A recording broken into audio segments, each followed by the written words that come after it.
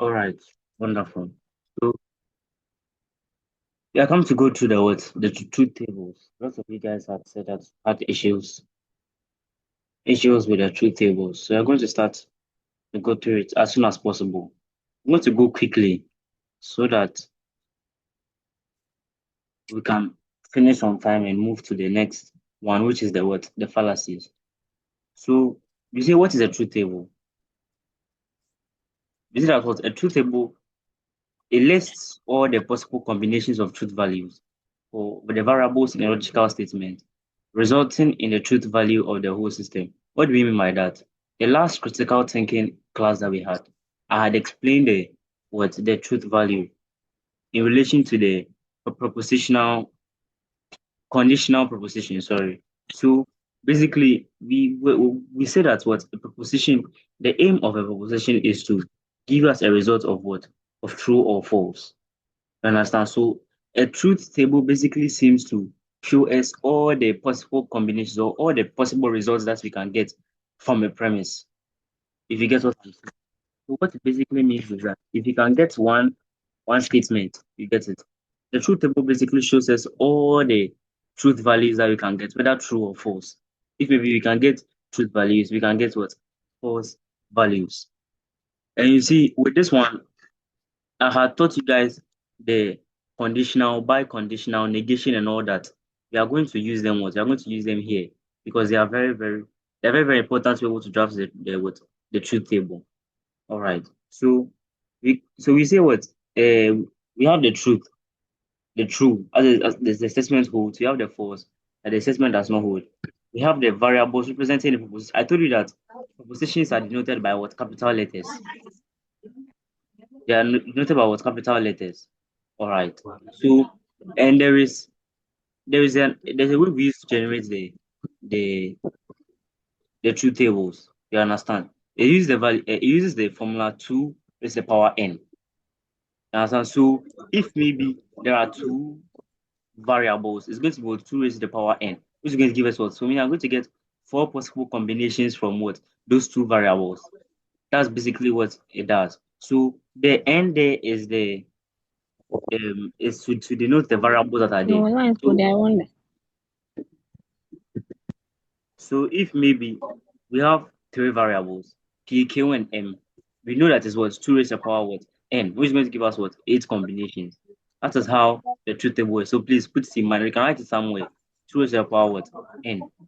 So yeah, so we come to the basic logical connectives. I had thought that negation, conjunction, disjunction, conditional, and what? And biconditional. That was when we did examples on these ones last was it this week? Earlier this week, please do we remember? Are Yes, sir. you yeah, whether I remember or not we are just have to going to do what? We're going to have to continue because we're writing the exams on Tuesday. We don't have any time to waste. So yeah, so the negation we have seen the way of showing the negation, which is this one.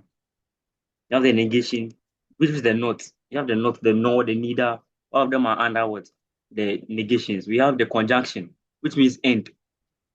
That's the conjunction that we have seen here. We have the disjunction. So the conjunction, there are a lot of ways of writing it. Because we have the dot, and we have the end symbol. The end symbol too is another way of writing the conjunction. The end symbol. The one that has done lokoligi lokoligi no. That one is another way of writing the end. We also have the dot. The dot one in the middle, which also shows that it's a conjunction. The disjunction also. If you go through the disjunction, if you go to the condition, the disjunction is all. If you go through the conditional, if something happens, so we know that for the conditional, the one before is influencing the one after. P is influencing what? Is influencing Q.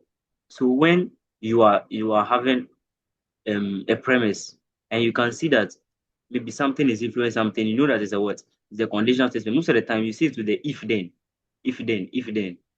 And we have the by conditional, which means that both the P and the Q are influencing what? Are influencing each other. That's the by conditional. For that one, both of them, we have gone through questions on this. So I don't need to come and explain all this all over again. Now, so yeah. So you see, so let's take the the example table that we have here, we can see that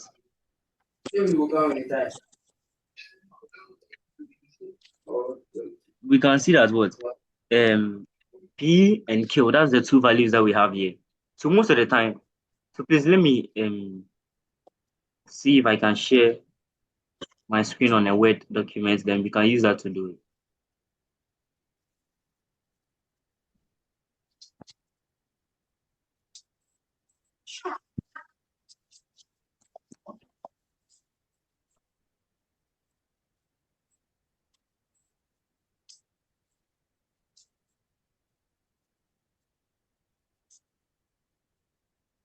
All right, so please give me a minute.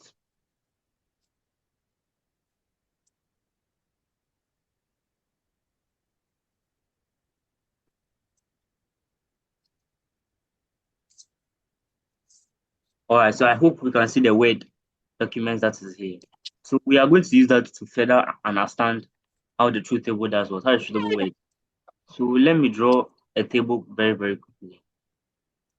So if maybe we have two, let's start with two. Okay, so please, this one I'm going to have to need your answer because I'm not going to be sure if you understand what I'm saying or not. For the truth value, I said we use the formula what? 2 raised power n. And the n basically denotes the what? The number of variables. Or yeah, the variables or the propositions, which is the capital letters that are there. So if maybe we have the values, let's take m, m, n, and q. Okay, which means that how many possible values are we going to get here? We have m, n, and q. How many possible values are we going to get here? Three. How many values? 8 values or I'm saying that the formula for determining the number of values they are going to get is 2 to the power n. And n basically means the variables that we have. And I'm saying that here we have m and q. We have the variables m, 8. n, and q. So Yeah. how many? So 8. Okay, wonderful. 8. You have 8. 8. 8. Please don't write it. All right. I would like that you say it because I cannot be tapping the chat box at the same time teaching. All right. So it means I'm going to get what? 8 possible values. So let's get 7, 8.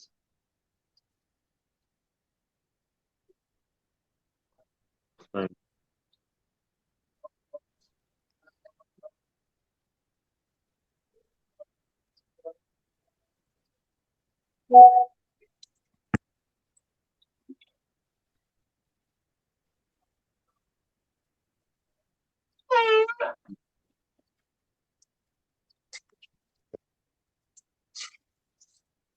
Please, Soa, you do that again, and I'm going to remove you from the class.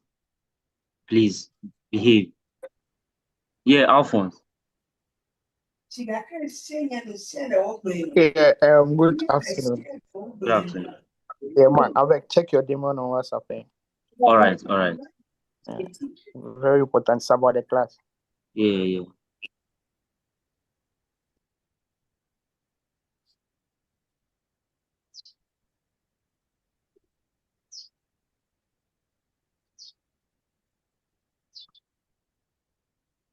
All right. So give me a minute.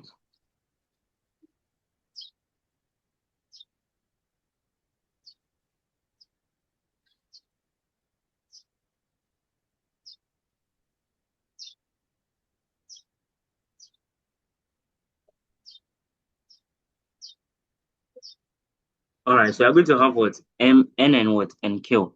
So even n, n, m, n, and q are going to have what 8 possible combinations.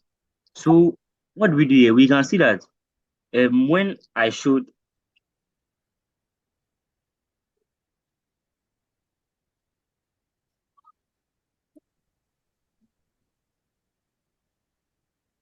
All right. So we can see that given the PowerPoints that I showed, I think I have to show my whole screen.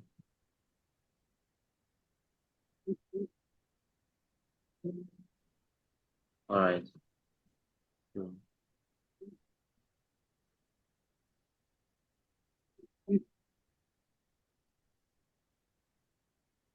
yes. So what can we say? When we're going through the logical connectives, I said we have the negation, we have the conjunction, we have the disjunction, we have the conditional, and we have the what? And the bi-conditional. Okay, so please, I'm going to go through this one very, very quickly. We'll just do this, take one example, and we move to the next one. All right. So we can say, so now we have what?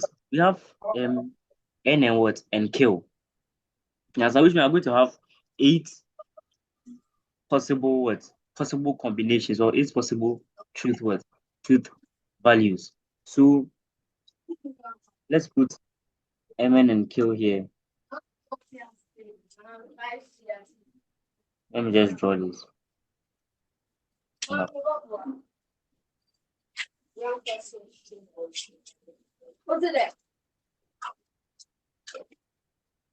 so you put m here and put n here, and you can put what? A kill here. All right. So even after we put it here, since you're going to have to get what? Eight possible values. I've told you that we are going to have to get what? The negation one, conjunction, the disjunction, the conditional, and the what? And the by conditional. So right now we are going to have to get the negation of what? N and kill. We're going to have to get the conjunction of what? M and N, M and kill, and N and kill. We're going to have to get the disjunction of that. We're going to have to get the what? Conditional of what? M and N, M and kill, and N and kill. And to get a biconditional also. All right. So because of time, I think given what we have to go through here, I'll have to prioritize the fallacy. So let's just go through this very, very quickly. And we touch on the fallacy, or you can get more time to touch on the fallacy more. So looking at the example here, we have what? The N and the kill. You understand? So we can see what, since we are going to have eight possible values, we can just do it what? True, and what? And false for the P, which is the first one. We can have what? True, false, and what? And true, false. You understand? So that is the most easiest way of doing it. Just do true, false, true, false, or true, false, true, false, true, false. You understand? So we can just do it like that. So we say what the negation of P, we know that if if the premise of P is true, then the negation of P is what? It's false. You understand? It's basically simple English. Because we know these ones, I'm expecting that you're going to have to know these ones off head. You have to know that, oh, we have the negation, the conjunction, the disjunction, the conditional, and the what? And the biconditional. So if we know that P is true, the negation of P is going to be what? It's going to be false. Did you understand? So please look at just look at the top, where my mouse is right now, and relate it to this table that we have here. Yeah, Bridget. Hello. Bridget. Please, I don't understand. Can you please repeat it again? Which part don't you understand? Like what you are saying, like everything.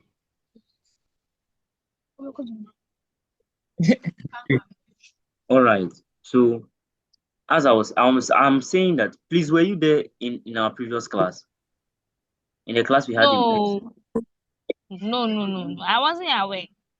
and then I'm not going to be able to go back to what we did in person because that is the foundational understanding of before you can actually get this one. But I will try to explain it as best as I can.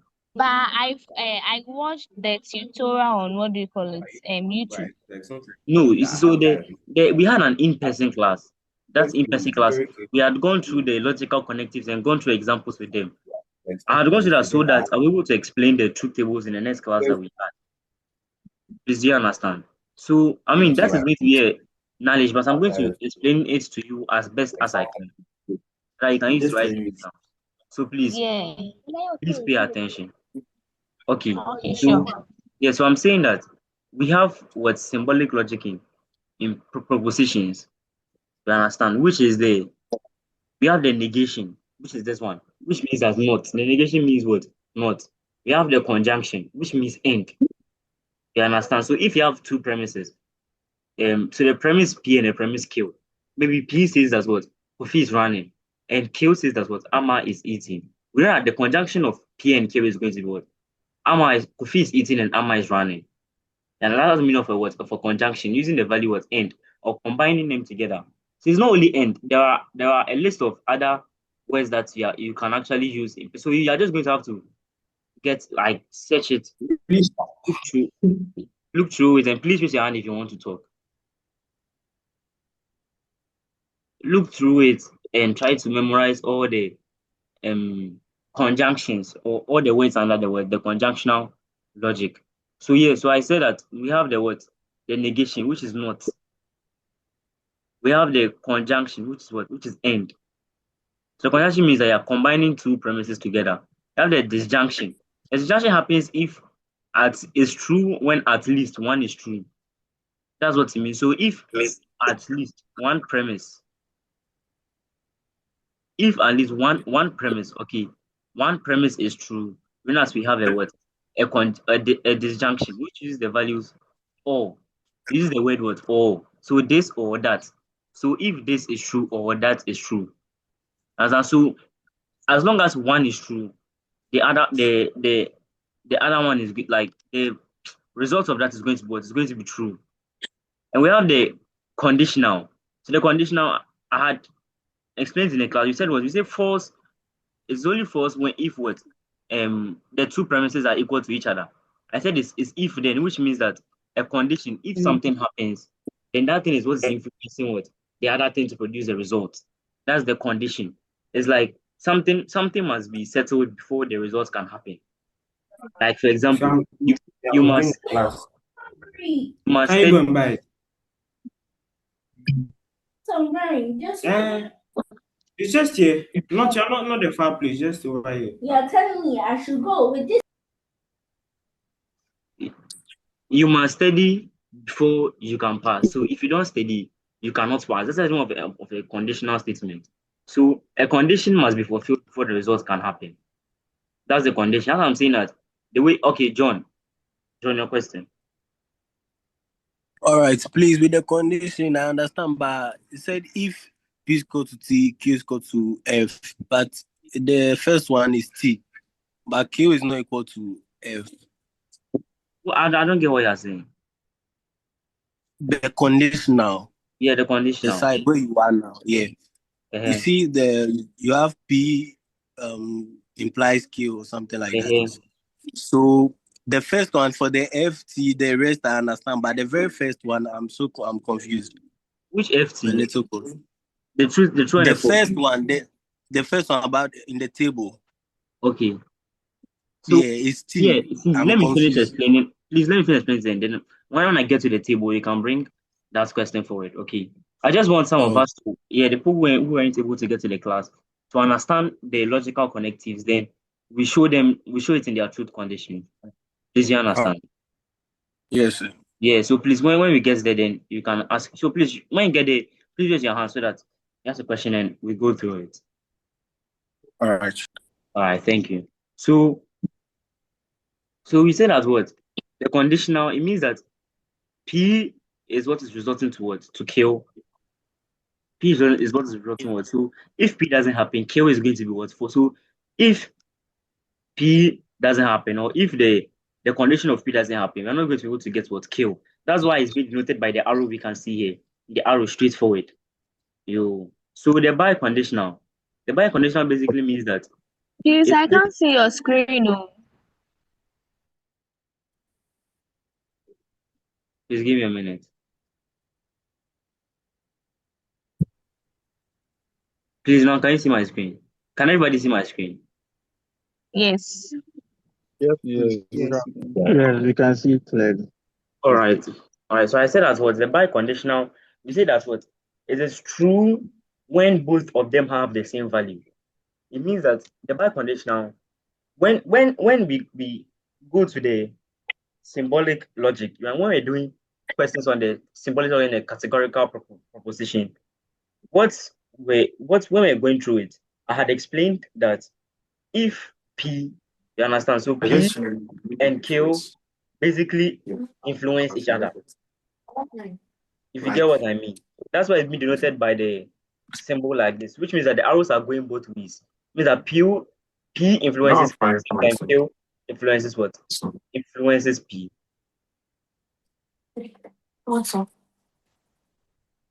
What I used to cook. You can use this one. Yeah, Isaac. Isaac, you have a question. All right. Yeah, Alex, please. The by condition that is it the symbol, is it the same as the four lines, four horizontal lines? You said was the bike condition, is it the same as what? The four horizontal lines. The four, I'm not hearing you well. You see the four horizontal lines. The four Is it horizontal the what? same as the by condition? Yeah, lines. I'm not getting your Can question. you get me? I'm trying to say that with the by conditional, this thing, Yeah, the bike conditional, yeah. is it three rather?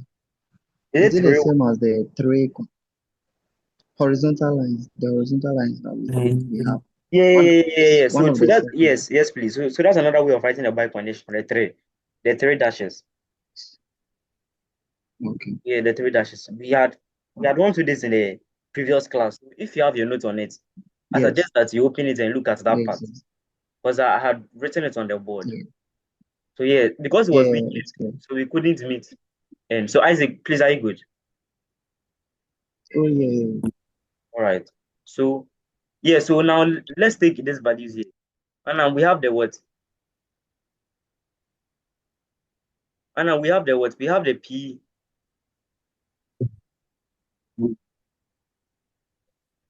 We have the P and we have the what? The Q, which is the two premises that we have here, or the two values basically. So as I said earlier, because you see, I told you that is what? Is a truth value. You understand? So it's going to be 2 raised to the power n. So because we have two values, we know that what? It's going to be 2 raised to the power what? 2. It's going to give us how many? 4 possible truth values. You understand? So if it is 39, it's going to be 8. So please keep that in mind. So right now we have, because they are just 4, we can write what? Truth, true, and what? And false, false. We have true, false, true, false. You understand? So right now we are coming to start the table. So we are just writing all the possible combinations here, which is what? True, true. We can have true, true, true, false. We can have two truths, true, false, true, false. And we can have one truth, one false, one truth, what? One false. So we know that the negation means that what? If P is true, the negation of P is going to be what? If P is true, the negative of P is going to be what? False. It's going to be false. Thank you. So if P is false, the negative of P is going to be what? It's going to be true. That's basically what the negation means. So put that in mind. So you can see here that the negation of P is going to be what? False here, and true here, true here. So negation of Q2 is also going to be what? It's going to be false, true, false what? False, true. All right, so then we know what the conjunction. We say the conjunction is what? Is true when both of them is true. That's the conjunction. And so if two of the premises are true, that's when we can derive as a what? As a true truth value in the table. So we can see that the P and Q, so P conjunction Q is going to be what? So we know that because the two values are true, P. So if we have a scenario where P is true, Q is true, we know that our conjunction is going to be what? It's going to be true. If the P is true and Q is false, the conjunction of P and Q is going to be what? It's going to be false because it only works when both of them are what? Are true. Please, you understand? Yes, sir. Yes, sir. Yes. Yes, sir. All right. So we come to the disjunction. So the disjunction basically works as long as one is true, our truth value is going to be what? It's going to be true. As long as one is true, our truth value is going to be what? It's going to be true. So you can see here that P is true and Q is true. So because at least one here is true, we're going to have what? A true value here. You can see one true, one false. Now disjunction, at least one is true. So you put what? A true value here. False true. And put what? A truth value here. False false. We can put what? A false value was here. Please, do you understand? All right. Yes, sir. Yes. Yes, please. So, when do you guys have the critical thinking paper? Tuesday. Tuesday. Tuesday morning. Is it Tuesday morning? Or is it afternoon? No, afternoon. Tuesday afternoon. Tuesday afternoon. Yes. All right. And do you have the French in the morning? No, afternoon. You also have the French in the afternoon. Yes. So which means that you're going to end your French lesson at 3. Right. Yes. Okay, so after you end your French lesson at French paper, sorry, at 3, we can based on the number of people who are going to respond, we can have a class at 4. I think 4 p.m. Have a class at 4 p.m. so that we can go through examples on the because it's online. I'm not going to be able to put in more examples. I'm just going to have to use examples that I have in my slide. So Yeah, that's true. That's true. yeah, so tomorrow, if it's going to be possible, I'll see if we can get a board in the area also, so that after the French class, we can just go through a couple examples, revise on the symbolic logic, and you can write your paper tomorrow. All right, so please let's continue. So please, after the class, I'll place a poll in a group, in a discussion group, so that I get in the forces group, sorry, so that I get there is the response, and that response will what would it be will determine if we have that class at 4 or not. Thank you. So let's move to the conditional. We say the conditional for the conditional you say is false only when P equals T. Yeah, only when P equals. So the conditional, the way it works is that it's only false if P is true and Q is false at the same time. That is how the conditional. So the conditional is it works with the two premises or the number of premises that are there. So we say what the P if P is true at the same time Q is false, and the truth value of the junction the conditional of P to Q is going to be what? It's going to be false. I know maybe it is sounding some way to you guys. So let me explain for the last It's time. clear. It's clear. I'm saying It's that, clear. yeah, Isaac. No, I was like, keep going. It's clear. Like, just take your time for us. We are All right. getting it. All right. So please pay attention. So for the conditional, statements, okay, the way it works is that if P is only it is so the truth value is only false if P is true and at the same time Q is what is false. That is when we can have a false. So if P is false and Q is false, we're going to have what? What's the truth value of that? I'm going to have a true truth value. It's going to be true. I know it sounds weird because it's not in person. I would have written it on the board, but we are just going to have to work with this like that. So yeah.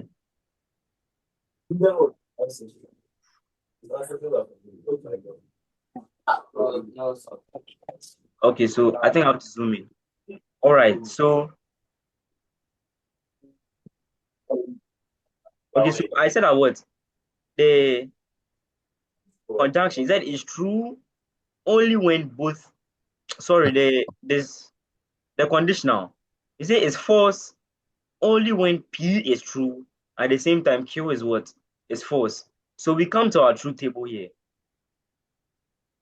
So only if P is false and Q is what is true, that's when we can have a what a false value. So when P is true at the same time Q is false, our truth value is going to be what? It's going to be false, which is here. So we can say this one is what? True, and it's going to be true. So what's the truth value I'm going to get here for the conditional? When P is true and Q is true, what are we going to get? What's the truth value? False. What's the truth value? True. False. Is it false I'm It hearing? is false. It's It's false. false. So does anybody have any other suggestion? Alright. So I said that the conditional, it is only false when P is true at the same time Q is false. Put that in mind that the conditional is only false when P is true and Q is false. And let's look here. P is false at the same time Q is true. So what does it mean? They have to be true. It's True, true. true, true. Thank you. Yes. You understand? So is that at first you weren't really paying attention. So if the Q, the P is true and the Q is false, meaning that our value is going to be what? It's going to be false. So we can say that P is true and Q is false. So the conditional of the P and Q is going to be what? Conditional of P to Q is going to be what? It's going to be false. Because P is False. true at the same time, Q is false. So if we have P is false and Q is true, what's going to be the conditional? True, True. I'm going to get true, true. true. I'm going to get true. So for the conditional, it's only false if a certain criteria is met. That is, if P is true at the same time Q is what? If P at the same time Q is false. So if P is false and Q is false, what is going to be the conditional statement? True, Thank True. you. true, Yes, true. wonderful. So yeah, so we said the biconditional. The biconditional is only true when both of them have the same value. So if both of them is true, it means that we are going to get what? A true value. If both of them is false, we're going to get what? A true value. Both of them is true, true or false. That's what we want. That's for the biconditional. As I said, they are all influencing each other. So if premise one is true, premise two is supposed to be what? Supposed to be true. Please, you understand? That's the biconditional. Yes, sir. All right. So we can see that English. yes. English. So when we have true, what is going to be the biconditional value? True. It's going to be what? It's True. going to be true, as we can see here. So if you have true false, what is going to be the biconditional value? False. False. False. Yes. False. So it only works if we have P and Q are the same what? Are the same values. All right. So we move to the conditional P is to Q. So when I come to look at them and start taking what? Start taking some examples on them. So you see that the conditional basically means that P is influencing what? It's influencing Q. I'm trying to look for a way where I can show these two screens so that we look at the truth table and look at this one at the same time, but it's getting quite difficult. All right. Okay, so we see what? We know that for the conditional, it's only false when P equals true and Q equals false. That's for the conditional. So here, if we have if P is equal to true, all right, and Q is equal to true, what I'm going to get? I'm going to get a true result.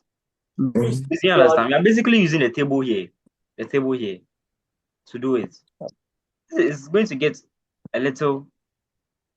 I'm trying to look for if. All right.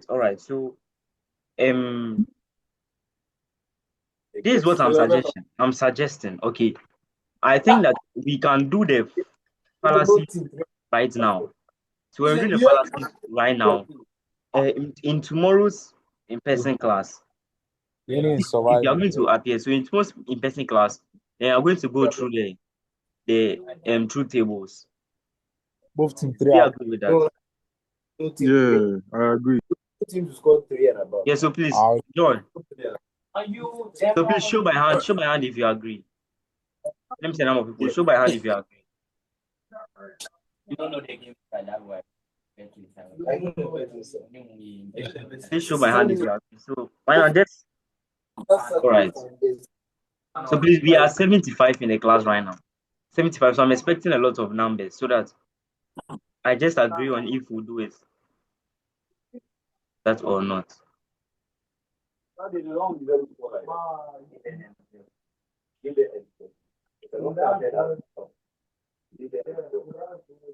Ike,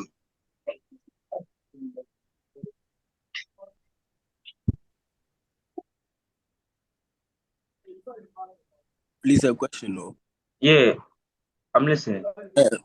So I'm just asking that are we maybe in the question are we going to be asked to draw the truth table like fail it everything or the truth table we are going to draw it to guide us on to guide us Okay, answer questions. so I get it depends on the questioner is going to give. You understand? But most of the time, these truth values, I don't know, me personally, when I was in 100, that I was in a section A, but I don't know if it's going to come in the section B. I don't know if he told you guys if it's going to come in section B. So I think maybe you are going to have to draw it so that you can understand because this is not the question that is going to give you. He's going to put actual premises there. You get it? That was why I wanted us to do it in person because he's going to give actual premises. So when he gives those premises there, they are going to use that premises to draw the truth table. You understand? So it's based on the question that he's going to do, that he's going to give. You guys, so if to so tomorrow, so I guess and we have decided that we are going to have the in-person class tomorrow, where we go through the truth what table. So in tomorrow we are going to go through examples. All right. So please, so now let's go on the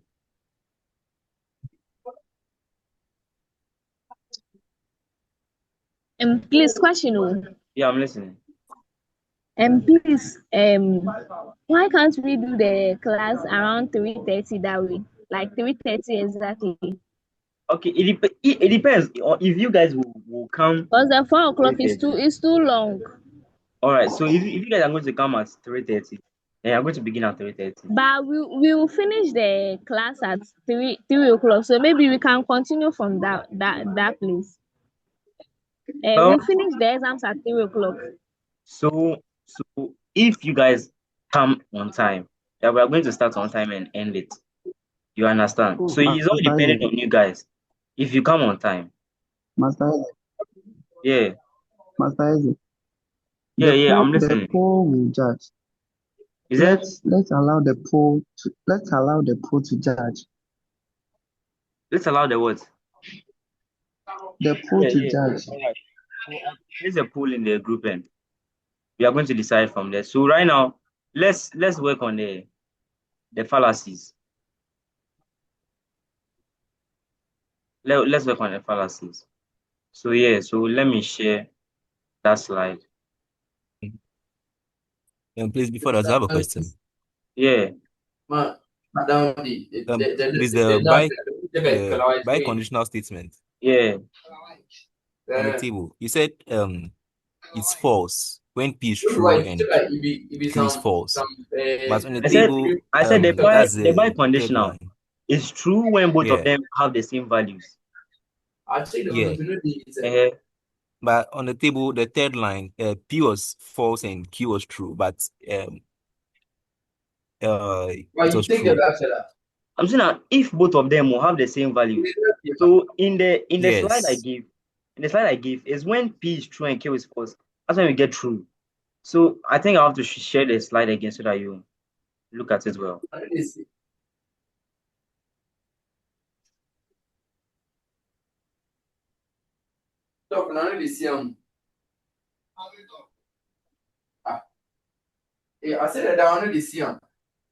Now I'm coming. Okay. Trying to share the screen.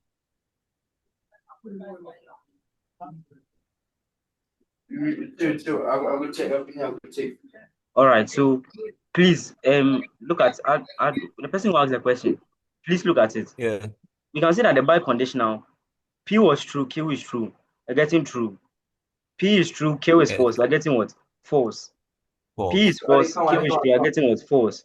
P is false, Q. You're getting what? Did you understand? So if both of them have the same Yeah. values, then it's true. Okay. Yeah, Theophilus, do you have a question? Theophilus, I guess he doesn't. So please, any more questions before I move to the fallacies? Edmond. Edmond, do you have any question? Sorry, I forgot to lower my hand. All right. Isaac. Yeah, Isaac, do you have a question? Yeah, my father. So, I want to contribute small. You Is see, it? with a biconditional, with a bi, I want to contribute small. All right, Can I'm I? listening. You can talk. All right. So with a biconditional, it's like I want to give a scenario. For example, when I say, if it rains today, I will go to school. It rained, so I went to school, which means that this part is true and this part is also true. It doesn't make sense. Yes, yes, it does. It does. So, yeah, so please let's use the So example that that was Isaac gave. It's a very wonderful example. So, yeah, so please do you understand what Isaac said?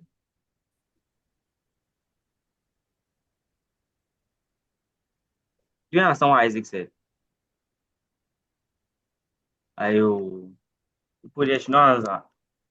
So you let's move on to the fallacies.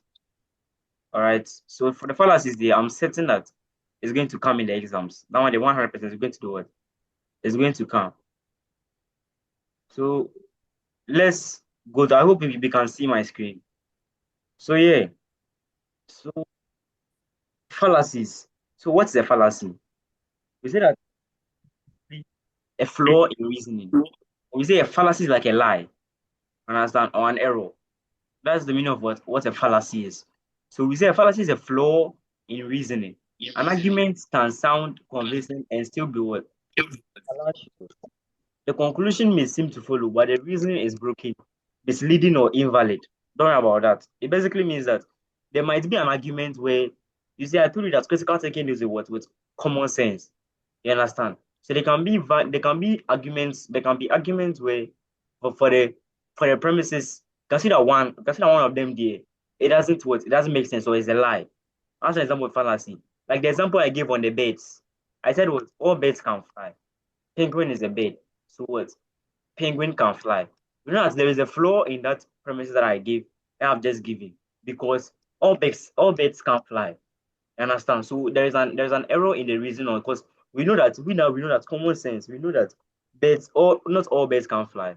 John, All right, please, but does it mean to even have an idea? You should even know what they are talking about because let's say I don't know a penguin. How about that? so okay, so we see arguments. If maybe I'm having an argument with you, get it? But if I'm having an argument with you, it means that we both know what we are talking about. That's why we are having the argument. You get it? So in critical thinking, it's just the formal way of having an argument. They're just trying to explain what an argument is. You understand? And I mean, if you don't understand the penguin, then we can use another example. You get it? So the fallacy just work with common sense. Most of the time, he will give you the sentences. You're not the one who's going to the sentences. And with the sentences, it's not going to be things that you don't understand. You get it? It's going to be normal things that you get. That's when you're going to know if this kind of fallacy is this kind of fallacy is that. Please, do you understand? All right. Yeah, sure. Thank you. Okay. So easy for the fallacies to before you understand, you have to know the symbol. That was why I explained the symbolic logic the last time. We took about 3 hours to go through the symbolic logic and the conditional propositions so that we can understand it before we can move to any of them because that's the most important part. And it's going to bring it a lot, especially in session E. It's going to bring a lot of the symbolic logic, a lot of the symbolic logic and the fallacies with the truth tables also. So please after this, let's go and if you don't remember what's really on the symbolic logic, let's go back and revise on it before the people. All right. So we say that what we have formal fallacies and we have informal fallacies. We say the formal fallacies, they are errors in the logical structure of an argument. The form itself is invalid, regardless of whether the content is true or false. So this one, you're just going to have to take it as it is. You understand? That's how a formal fallacy is. So, like the example say, we say what? Affirming the consequent, denying the antecedent, and the undistributed middle. So, I'm going to explain that in a minute. Please give me a minute.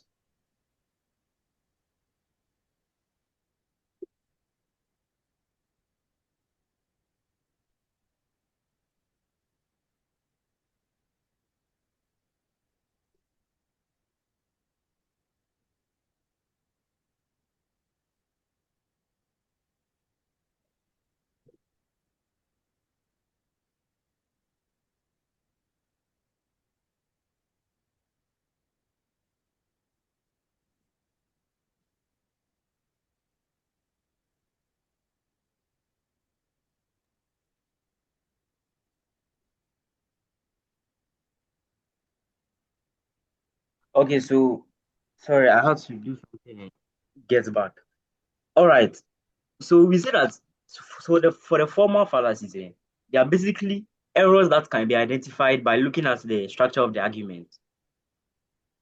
You understand? That is how the formal fallacies are. So mainly you look at the structure of the argument. We know that an argument made up of what? Premises and conclusion. So when we look at the relationship between these premises and the conclusion, and that results giving, sorry, the relationship between the two premises and that two premises giving us the result, which is the conclusion. When we look at it and we see that there is like, it's not giving us common sense, or there is no, like, it's not reasonable. That's when we can term it as a what? As a formal fallacy. You understand? So maybe you look at the structure of the argument to be able to determine. You're going to have to be able to determine that. That's how a formal fallacy is.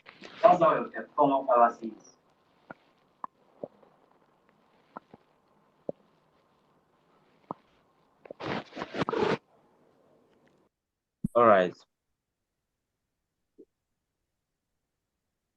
Okay, so the examples of the formal fallacies. Okay, so yeah, so I started the fallacies, most of them, the fallacies, the way it works is that what? They can be identified simply by looking at the structure of that argument. So you look at the relationship between the premises, look at the way it's giving us the conclusion. Then we can determine if this is a what? Is a formal fallacy or what? Or not. All right. So we come to the formal fallacies. So the formal fallacies, we have some types of formal fallacies, which is what? Which is the affirming the consequent. That's the affirming the what? The consequent. So what do we mean by affirming the consequent? We say that, so that is a fallacy. An example of fallacy is the affirming the consequent. We say that if P is to kill, we know that the arrow means, so what does the arrow means here? What does the arrow means here? What is the symbolic logic for the arrow? If then. Conditional. If the, which is the what? The conditional. All right. Conditional. Yes. So yes, please, I will share the slide after the class. So you can just go through it before our in-person class tomorrow. So yes, so we say that is the if then, which is the what? The conditional. So for the affirming the consequence, this is the rule that it follows. So you see, for the formal fallacies, like it's like something that you just have to chill. Like you just have to chill it. You get it, so that when you see it in a question, it's not now that you are going to have to understand what the affirming the consequences. You're just going to have to chill that, oh, if this is this and this is true, this is going to be what? It's going to be true. You understand? At this point, that is what you are going to have to focus your energy on. Not reading all his plenty words and trying to understand why P is nah. You get it? So in-person class, we're going to take an example. That is where we'll look at the formal fallacies in them. So we say that if P is to kill, you get it? Or if P is conditional to kill, and kill is true, P is going to be what? It's going to be true. That's the affirming the consequence. You see, we see that what? Affirming the consequence means that because we have seen that kill is true, we have just assumed. It's like we have assumed that because kill is true, P is true, which is invalid. Because there might be scenarios where kill might be true, but P is false. You understand? So affirming the consequence, an example of a fallacy, example of an error that can happen in arguments. Because you have because you have affirmed or you have accepted the consequent one. What do you mean by consequence? It means the one after the consequence. So because you have accepted the consequent one, we have basically assumed that the one before is true. That's what we mean by what? Affirming the consequence. All right. So we say what? If P is to kill and kill is true, P is true. All right. So we say that what? We can see this one. If it rains, the ground is wet, which is our first premise. And our second premise is what? The ground is wet. Therefore, it rained. So this one is an example of a formal fallacy because we can see that we can see the first one as what? If it rains, the ground is wet, or if it rains, then the ground is wet. And we can see later as what? The ground has become wet. So because we have seen that the ground has become wet, we are basically concluding on it based on the consequence premise, which is what? The ground is wet. You understand? If you know that consequence, just aware of consequence, it means the one after. So the second premise, which is the consequence premise, the ground is wet now.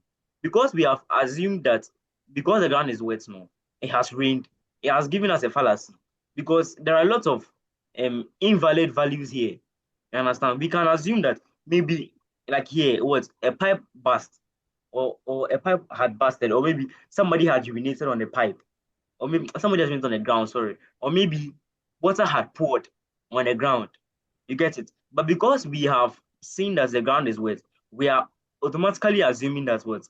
It has rained. That's an example of a what? Of a formal fallacy, which is affirming the consequence. Please, you understand? Yes. Yes. So, Yes. all right.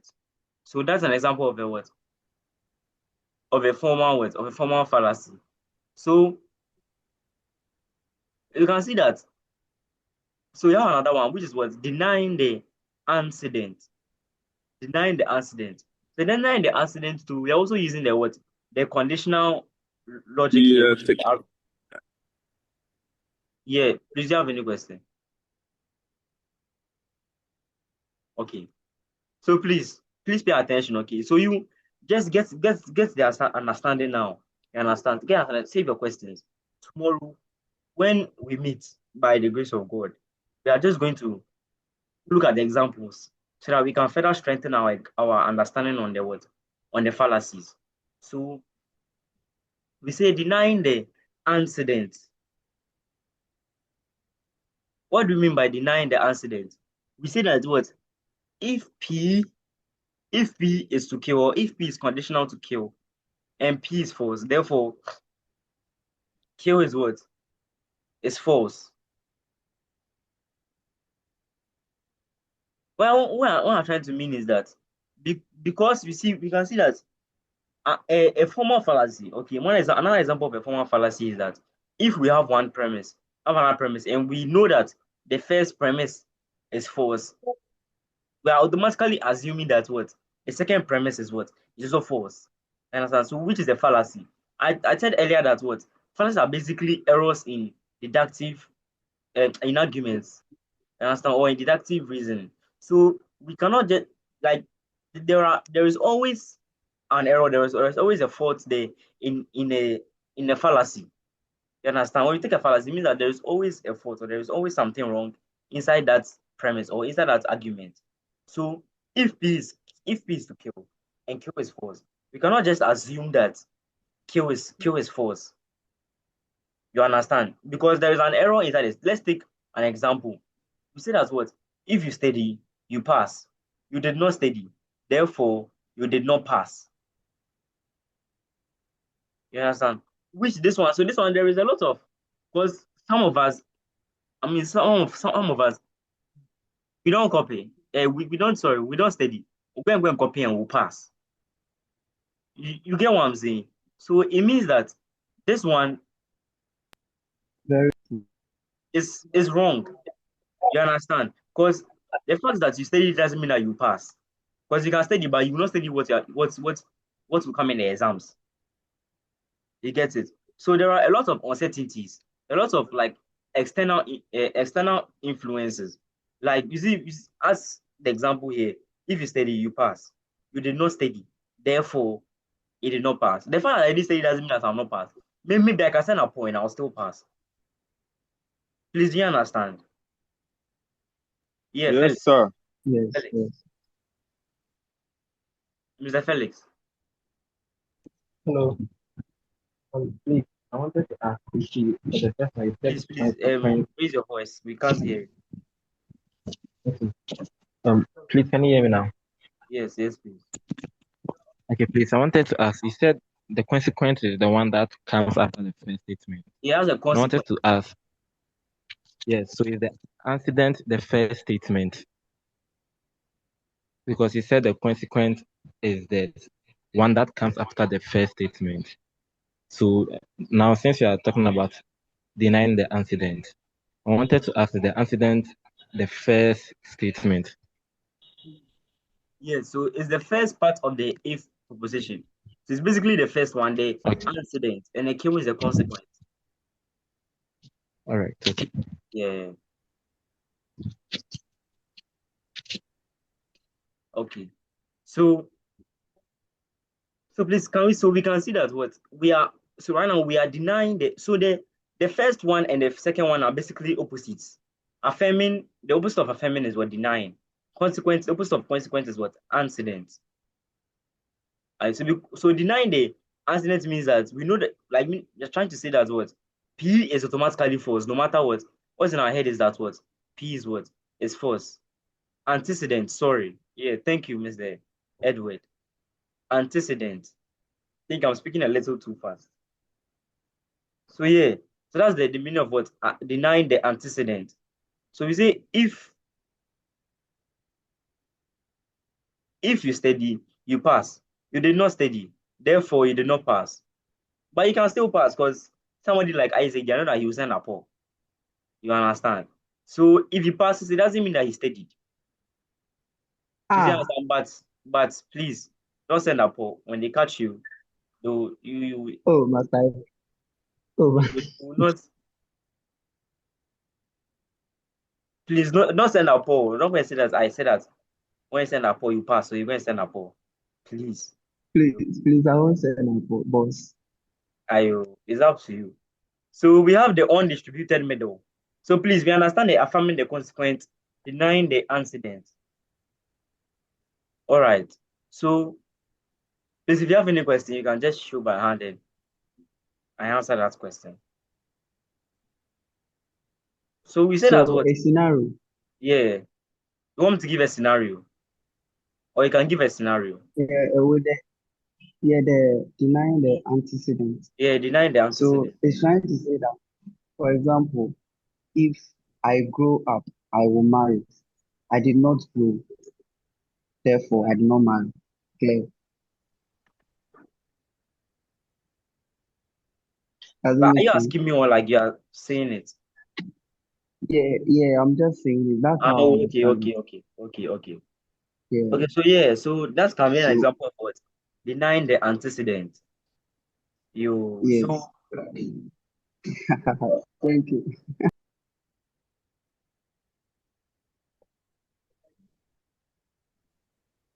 all right, so I think that Isaac he doesn't want to marry. That's why he's giving that kind of example.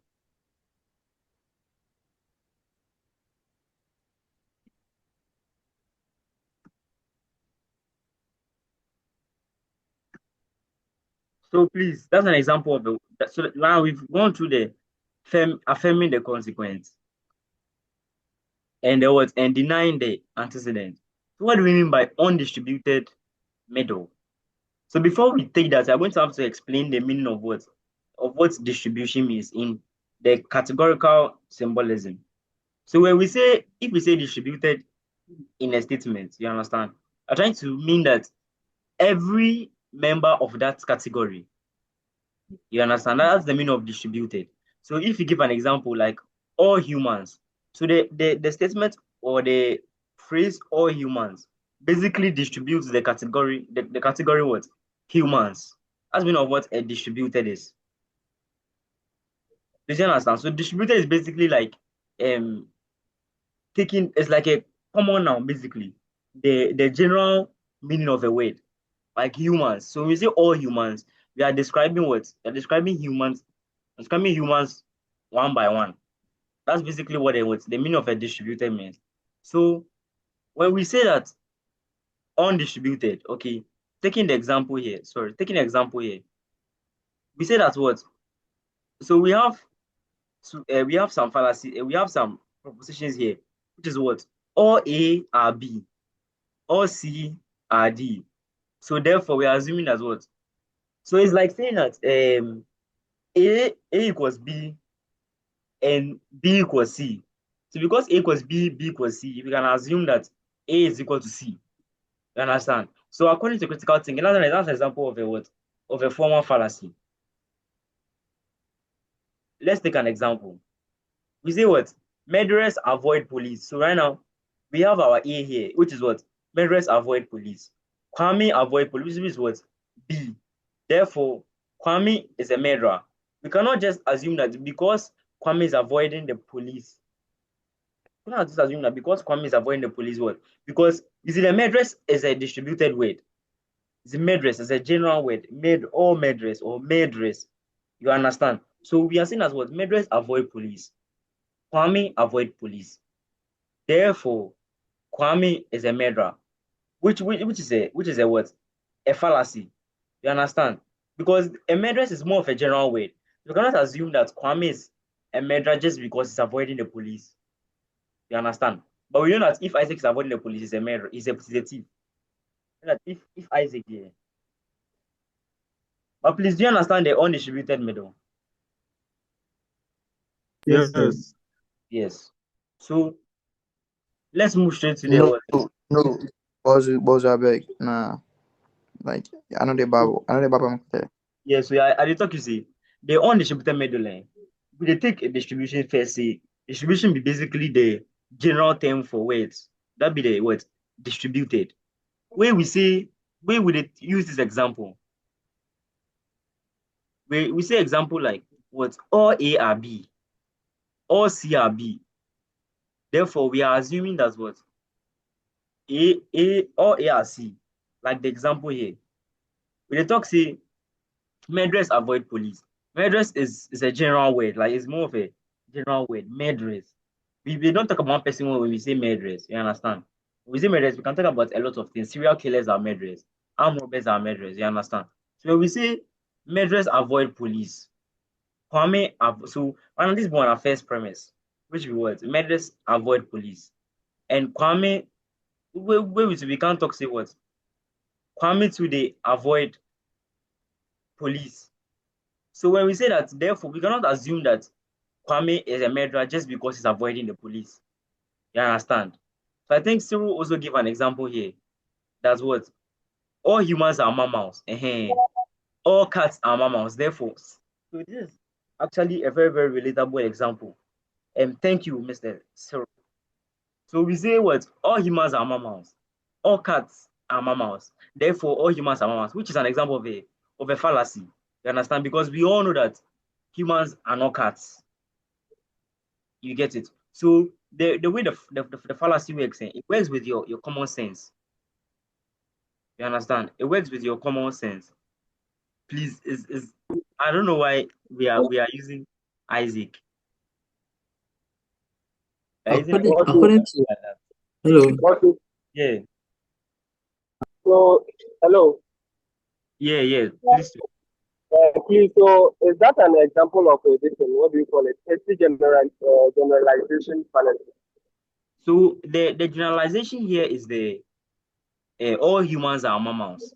So all humans is an if we are generalizing it, all humans or we are distributing. So it's not it's an example of a distributed statement here. All humans. You understand? And we said what? All humans are mammals. All cats are mammals. Therefore, all humans are cats.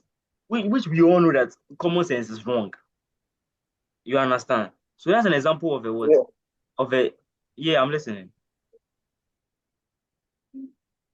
Please, do you have any So I'm questions? done speaking. Okay. So yeah, that's how the undistributed is on it. So I think somebody said what? Oh, also just our womanizers. Isaac is a womanizer, therefore Isaac is a soldier. So that's also an example of a what? Of an undistributed middle. And there was the formal fallacies. You So yeah. So I'm glad that we actually understanding it with the examples that you are giving, Isaac.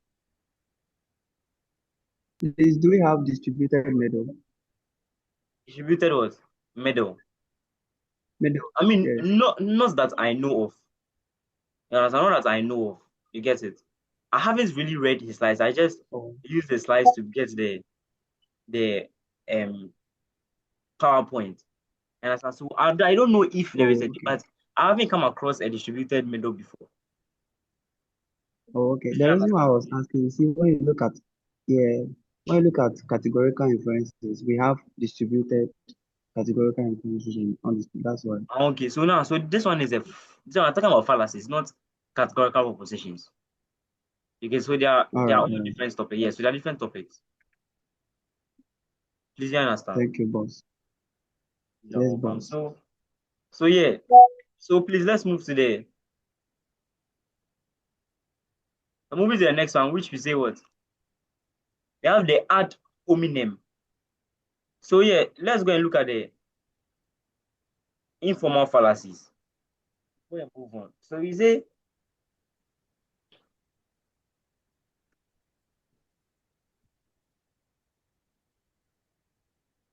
we say that what informal fallacies are basically errors in the content, relevance, or evidence of an argument. We say that what the form may look valid, but the reasoning is misleading or relevant. What do we mean by that? We are basically saying that they are they are basically errors in the content or the way that the argument is being presented. You understand? So what do we mean by that? What we are trying to say is that the informal fallacies it basically works with the way that the argument is being presented. You understand? So maybe the statement might actually be valid, but because of the way it's being presented, it's being termed as a what? As a fallacy or an informal fallacy. Please you understand? Yes, please. Yes, please. All right. So we say so let's look at the informal fallacy, which is the word ad hominem. So look at the first ad hominem, look at the straw man and the genetic what? Fallacies. So the ad hominem is basically a fallacy against the person. You understand? So we are basically attacking the person instead of it's like when maybe we are talking about Messi and Ronaldo. You understand? Maybe having an argument. I and Isaac, for example, we're having an argument on, and I'm like, Messi is a better player, and he's like, no, Ronaldo is better. And me, I'm like, now you cry, Isaac, you cannot even play ball. How can you assume that Messi is a? How can you tell me that Ronaldo is a better player? That's an example of an ad hominem. I'm attacking a person instead of actually argue like concentrating on the argument. Please, do you understand? Please, do you understand? Yes, we understand. Yeah. So Yes. please, any question? All right. So the ad hominem is basically what? Attacking a person instead of the argument itself.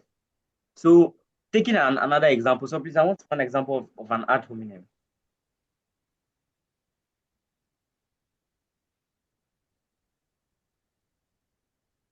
An example of an ad hominem. An example.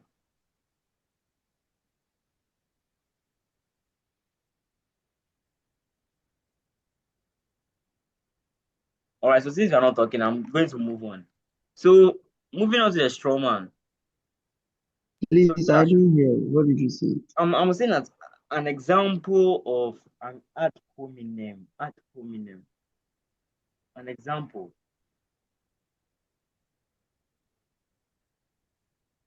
Yes, example, you cannot trust his um, economic policy. He failed white twice. Huh? An example, Yeah, you an example. cannot Give an trust example. his economic policy. Yeah. I'm giving you an example. Okay. You cannot trust his economic policy. He failed white twice. Look at you. You are reading the thing for me. You're not serious. The example that they are reading it for me. I'm just giving me an example. You are reading the example. Can you give for example? Who was that? Was it Isaac? It was Isaac. No, no, no, no, no. Yes, sir. You didn't know, yeah. Another example. Or you. Let's move to the straw man. Okay, let's move to the straw man. It's almost 4:30. I have a lot Bozu, of things to do at 5. So yeah, Bozu, at here. uh, Bozu, I be that this one you dey record am. Yes, please. Okay, active. Yes, please. Yeah, Theophilus Amako. Is that I Theophilus? wanted to give the said we should move on to the straw man. So Yes, we are moving on to the. Oh, yeah, you have an example. you were saying we should give an example. So I wanted to give the example. Yeah, I'm listening. My boss, I'm listening. Okay, say like you and I, yeah, and then I tell you that let's do more of recycling to keep the environment clean. Uh, And then you tell me myself, I threw garbage on the floor, and then I am telling you to for us to do recycling to keep the environment clean. So like it is an yeah. ad hominem. Okay, so it can be an ad hominem. It actually can be an ad hominem. So it can be an example of an ad hominem. You understand? But what Can you we are repeat? looking for, what we are looking for in an ad hominem is that the person is attacking the. It's like I am attacking you as a person. Understand? So I'm going to have to see in a sentence that like I have attacked you. I have said the statement which is attacking you instead of the argument. Please, you understand? It's Bozu, not like yeah, yes, it's not can like I a come? scenario. Is it? Yeah, can I come with a suggestion? Yeah, why not? Yeah, so between Manny Pacquiao and Floyd Mayweather, Manny Pacquiao is much more like stronger than Floyd Mayweather because I think he can beat him. And Kofi, like it's an argument between Kofi and Yao, and Yao is making the suggestion. And along the way, Kofi claims to be like, oh nah, Floyd Mayweather is far good at Manny Pacquiao because based on what he has seen. Then the other one comes like, oh, I be you have cry, you know be strong, like you're not getting kappa. Where you dey try talk all these things. You have fit beat you then things. I be you get me eye. So I Exactly. be they relate. Yes. So that's the example of an ad hominem. Yes. So yeah, so please, I hope you all get the ad hominem now. Yes, yes, yes, yes. All right, so we move to the straw man. So how do we say the straw man is? We say the straw man is basically distorting or exaggerating someone's arguments to make it easier to attack, then refuting the distorted version. So this one, the way it is that if maybe for example, okay, we are having an argument. You understand? I don't know how to like explain it. I think better like with examples that will be relatable. But the way the strongman they work, you see, you the let's take this example. She wants stricter gun laws. So she wants to take away everyone's guns. Okay, so I'm trying to get a relatable example for us. So we can actually guess the strong man. It's like if maybe yeah, so if maybe we are in a club, for example, okay, we are in a club, and you see, you know that in a club we are going to have to need some kind of funds, this is some kind of money, you get it. But the money that we are taking, it's not really enforced. Like some people know they pay, people are not really paying that as they want to, and the president comes in, or maybe the financial secretary comes in, and he's like, I think that we should put more effort on collecting the dues. You understand? So instead now, then organizer will come and say like, you will be say, if you don't want to take the money, that boy you don't want make we collect the dues. Giddy, giddy. That's an example of a straw man. You understand? We are like exaggerating the argument the person have brought. I'm trying to exaggerate it so that it will look as if the person is doing something bad. Basically, please do you get what the straw man means? Yes, please. Is there? Yes, please. Yeah. So Isaac, I'm listening. If you have an example, Isaac. Okay, Master Isaac. So, Yes. what you just explained, I think I'm getting it in this way now. maybe the person trying to divert the actual agreement, like to be able to defeat you in some Yeah, yeah, smart way. basically. For Basically. example, Like it dey make am yes, I personal. have Abi, if I go talk, I'm sorry. very good, very good. No, not But really that personal, one, but say it it's make a like you personal are be the ad hominem. Making it personal is the ad hominem. The good. strong man is a little bit like Okay. it, but a little different. Oh, okay. So it So means so say it's like I have a friend who is Felix. You see, always we argue. And then as in this friend, I told him that, oh Felix, let's do recycling. I'm using the guy's example. Let's use rubbish to like let's use those rubbish to we should recycle them so that they can be useful. And he will come and say, no, you want us to use all the plastic so that we will buyers will not no more get rubbish to have their food stuff inside. It's like you want us to use all the plastics to do this work, and then people will not get rubbish to package their things again.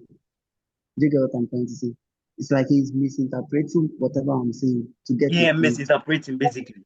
It's basically misinterpreting what I Good. am saying. Like they make them like say me, I the one I be bad person or something. That's the meaning of that's how the strong man works. And so it's like trying to make Yes, the yes, yes. person a bad person. So please we True. understand. Thank thank you. So I think Cyril has also given an example. Let's look at the example. We say what? Person A, kids need more free time to play. Person B, so you want exactly, Mr. Cyril. So yeah, so he said what? Kids need more free time to play. So if maybe I come and I'm like, Charlie, I think children have to like need maybe break time has to be maybe 1 hour instead of 30 minutes. Now then maybe Isaac comes and he's like, so he don't want we should give them the whole day so that they play or what? That's an example of a what. So I'm basically misinterpreting and making you look like you are a bad person for bringing that argument forward. So yeah, so that is how they. All right. So I'm very very happy that you are giving such relatable examples. So yeah, so it means that you're actually getting what is going on in the class. So let's move to the genetic fallacy.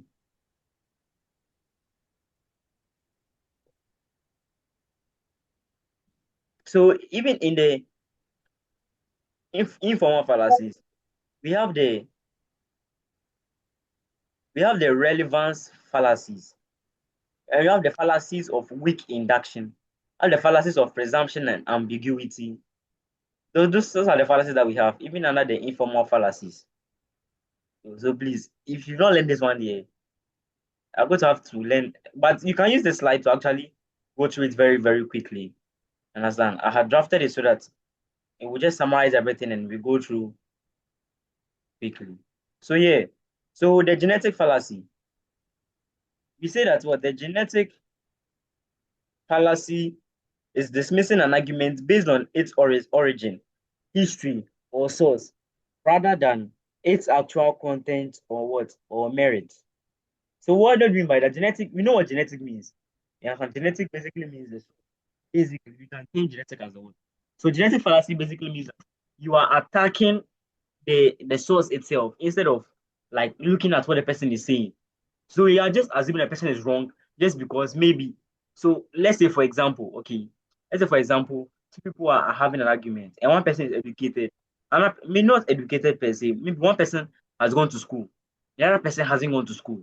You understand? We cannot assume that because that person, because the person isn't educated. You get what I'm saying? That's an example of a what? Of a genetic fallacy. It's trying to assume that something is wrong just because of the origin. Because the person is coming from maybe it's not good to school, assuming that the person is not educated. That's how a genetic fallacy does what it works.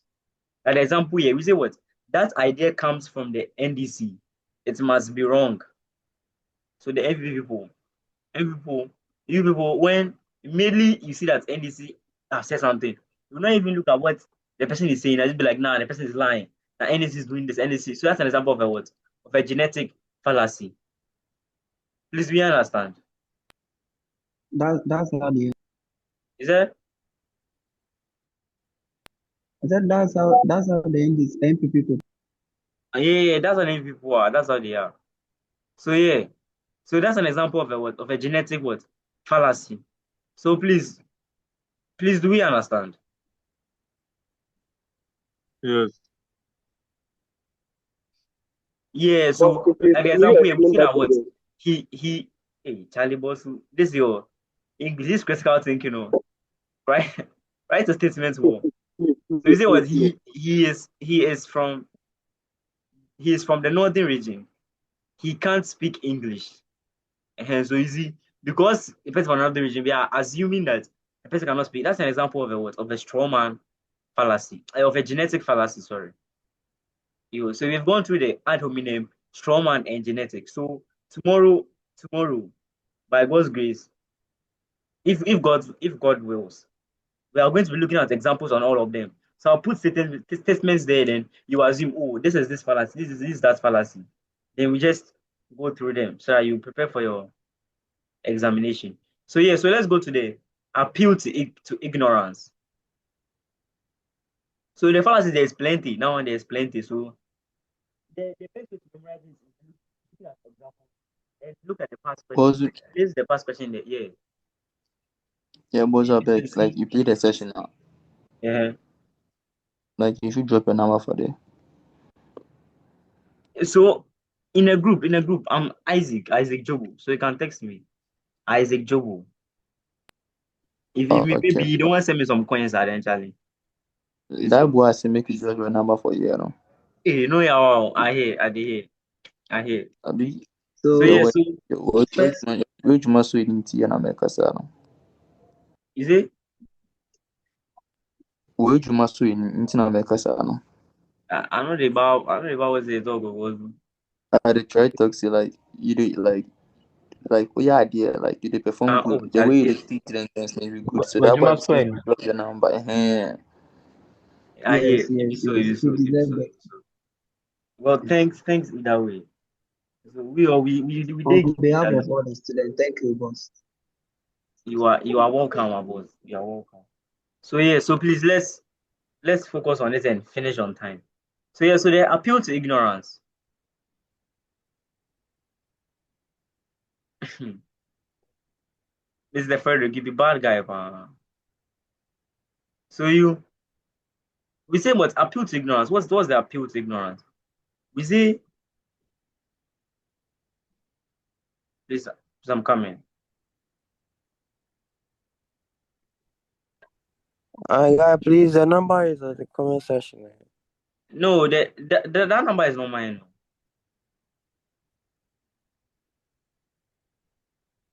Please, let's end the class then. When I'm done with the slides, then we can. But so we say yeah, Master Isaac, yeah. relax. The money come now, we won't end class. No, I'm not coming to end. I'm saying that let us finish and end the class.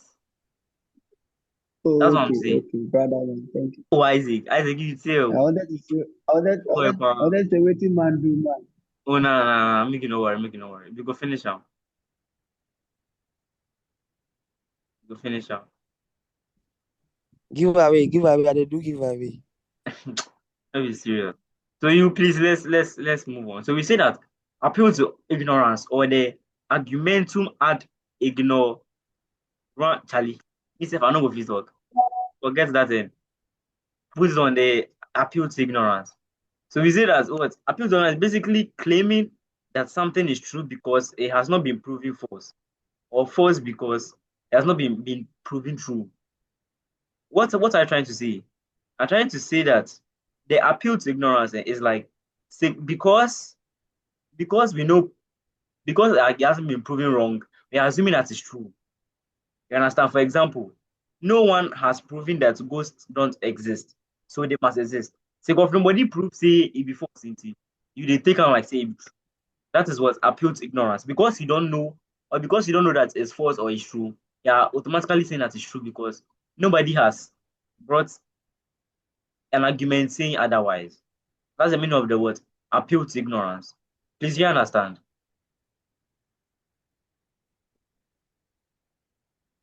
Yeah, Yes. so so using serious example words, no one has proven aliens exist, so they don't exist. That's an example of an word appeal to ignorance. because you've not proven that, it doesn't mean that they actually exist. You get it? Yes. So please don't worry. We'll be taking more examples tomorrow. So you see the first dilemma. We say that what the first dilemma is basically, that's when you're in a scenario where it's like it's either black or white. You understand? When we say was presenting two options as if they were the only possibilities when other options exist. It's like that. It's like bringing two options. Maybe you bring two options forward as if those are the only options available, even though there are other possibilities or there are other options that are there. That's an example of a false dilemma. So what we mean by a dilemma is basically it's like a dilemma is like you are being caught in a situation. You are being caught in a part where you are supposed to choose, are supposed to make a decision to choose between this or this. You understand? So a false dilemma is like I'm making it seem like you only have two options, even though you have multiple options there. Please, you understand? That's the first dilemma. So, example, vote for the incumbents or suffer under radical economic policies. So, looking at this example, I try to say that if maybe for example, you understand? For example, maybe this is not to spite any party or to do, but it's just for educational purposes. So if maybe for example, okay, I come as an MPP, for example, I come as an MPP person, and I'm trying to convince to vote for what MPP, and I'm like, if you don't vote for MPP, you are going to suffer this and this, or vote for MPP, or you are going to pay for your SHS school fees. Vote for MPP, or the government is not going to do this for you. So that's how the false dilemma works. It's like I'm presenting you with with two options that choose this or suffer this, choose this or suffer this, even though there are other options there. Like you can vote for the GUM, the GUM. You understand? So that's an example of a what? Of a false dilemma. Please we understand. Consider also consider the Yeah. good works of the NDC and get your nose to swim money Is that ASAP. Consider the good works of the NDC and get your nose to swim money ASAP. if you so you understand? Yeah, so please do you get an example that was just given? Yeah, so what? But Vote for the NDC, conjunction and vote for NDC or else or something, we'll get your he said and. So now for it's the supposed to black and be white, you all. can So you say see, something like you are. the first dilemma uses all. You understand? Because we know that all is basically um getting two choices. When we say all, it means that it's either this or this. So for the first dilemma, if you look at it, most of the time they use the or. Did you understand? That's the first what? The first dilemma. All right. So I can see some example. If you don't come to Alphonse class tomorrow, you will never understand the course critical thinking. So that's an example of a what? Of a false dilemma. But I did this. I'm not Alphonse. I'm Isaac. No, it's Isaac teaching you the critical thinking. So yeah, Mr. Tofik, please ask your question. So can you say something as you are either with us or against us? Yeah, either we also against us. Yeah, that's an example of a false dilemma. Okay, thank you. Okay. So yeah, so So what of if you say it's either you study with us or you fail your exam? yes, that's also an example of a false dilemma. You see, for the first dilemma, it's actually easy. You let's move to the next one. We say what? Begging the question. The fallacy begging the question. So what do you mean by that? We say what? Begging the question is basically using the conclusion. Okay, so this questions that I've given, okay, this these examples that I've given under the appeal to ignorance, we can see down here is what? It's actually the question 9, the section A. Question 9. So it's a question that was brought in his past question. You can see here question 9. It was actually a question that he had brought. So I'll use that past question to test us on the examples tomorrow. Yeah, so tomorrow, next semester, I'm not going to do critical thinking. think I'm going to do communication skills next semester. But it's the same person going to teach you, so they're just going to have to live with it like that. So yeah, so we say using the conclusion as one of the premises. That's the meaning of what? Begging the question. The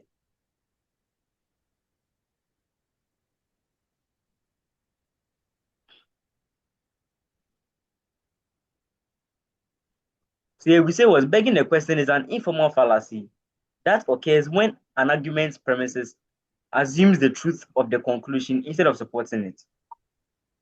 Trying to say that using this example to explain it. Begging the question, we say that what? The Bible is true because the word of God cannot be false. And so that is an example of a what? Of an informal fallacy. It was inside the past question that you brought in question 29, section A, section B. Section A, sorry. Section A. Said that what? So we know that the conclusion is what? The word of God cannot be false. So we have taken the conclusion as one of the premise. So we have already concluded that the word of God cannot be false. And we have used that conclusion as a premise. That's how begging the question means. You understand? So we have taken that what's the name? Conclusion. We have used that conclusion as a premise. That is how the begging the question means. Understand? Is it was the Bible is true because the word of God. So because you see, when we use because basically, and explain this in the inference, the first class we had, that when we use because are basically arriving at a what? At a conclusion. You understand? So the conclusion here is supposed to be what? The Bible is true, rather, sorry. So the conclusion was the Bible is true. This is the conclusion. The Bible is true. And we have used that conclusion as a premise. And with the second premise is basically explaining the first premise. That is what begging the what? The question. Did you understand? Did you understand? Yeah, we do. Ayo. So yes, Yes, we do. right now, under the fallacies, we have thinking of 6 fallacies right now. Ad hominem, strawman, genetic, appeal to Isaac. As you can ask your question. So, so Master Isaac, so means that the ones that we are treating right now, they are under informal fallacies. Yeah, informal Right? fallacies, yeah. So means that the formal fallacies they are not plenty like this one. I honestly, to answer that question confidently, I'm going to have to check. I'm going to have to check. You get it? I'm going to have to Oh, okay. check and see. Check and see. But I would check and please text me and I'll answer that question for you. All right. Yes, boss. So the next fallacies is what? Hasty hasty generalization. You see, I'm talking too much, so I'm beginning to stammer a little bit. So it's a hasty generalization, wrong cause and wrong analogy. So the first one we said as what? The hasty generalization is drawing a broad general conclusion from too small or unrepresentative example. Sample. What do we mean by that? What I'm trying to say is that we are basically concluding just because of a few cases that we have had. Maybe, for example, using an example here, what? I met 2 rude Ghanaians. Just because you met two rude Ghanaians, you are just assuming that Ghanaians are rude people. You understand? But there are lots of Ghanaians in Ghana. So it's like we are concluding by because you have gotten a little sample, because you have experience from maybe 2 people, we are assuming that it's like saying that maybe Jude Jones customer service is bad. And maybe I think Juju's customer service is bad. Blue Kiosk customer service is bad. Therefore, all customer services are bad. Or all food joints customer services are bad. That's an example of a what? Of a yeah. So I think Cyril gave an example that was I was robbed by black people. Also, all black people are robbers. I think Cyril is a racist person. So I would like to see who this Cyril is in the next class, in our class tomorrow. So yeah. So we said that what I was robbed by black people, so all black people are robbers.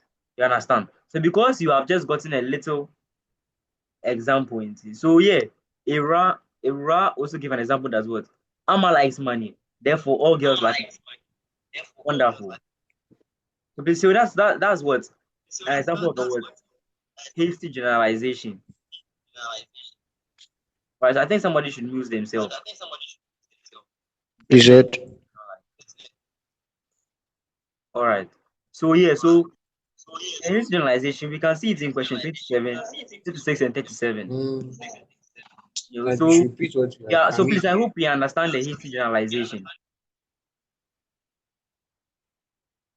I hope you can see the hasty what a Nigerian is coming, therefore all Nigerians are scammers. Wonderful. So an example of the what hasty generalization. So we move to the next one. We say a wrong cause. A wrong what? A wrong cause. So what do we mean by a wrong cause? We say that what?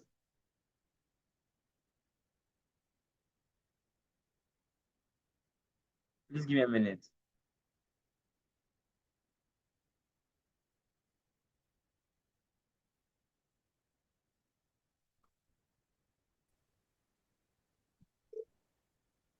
All right. So what is a wrong cause? As in what? Assuming that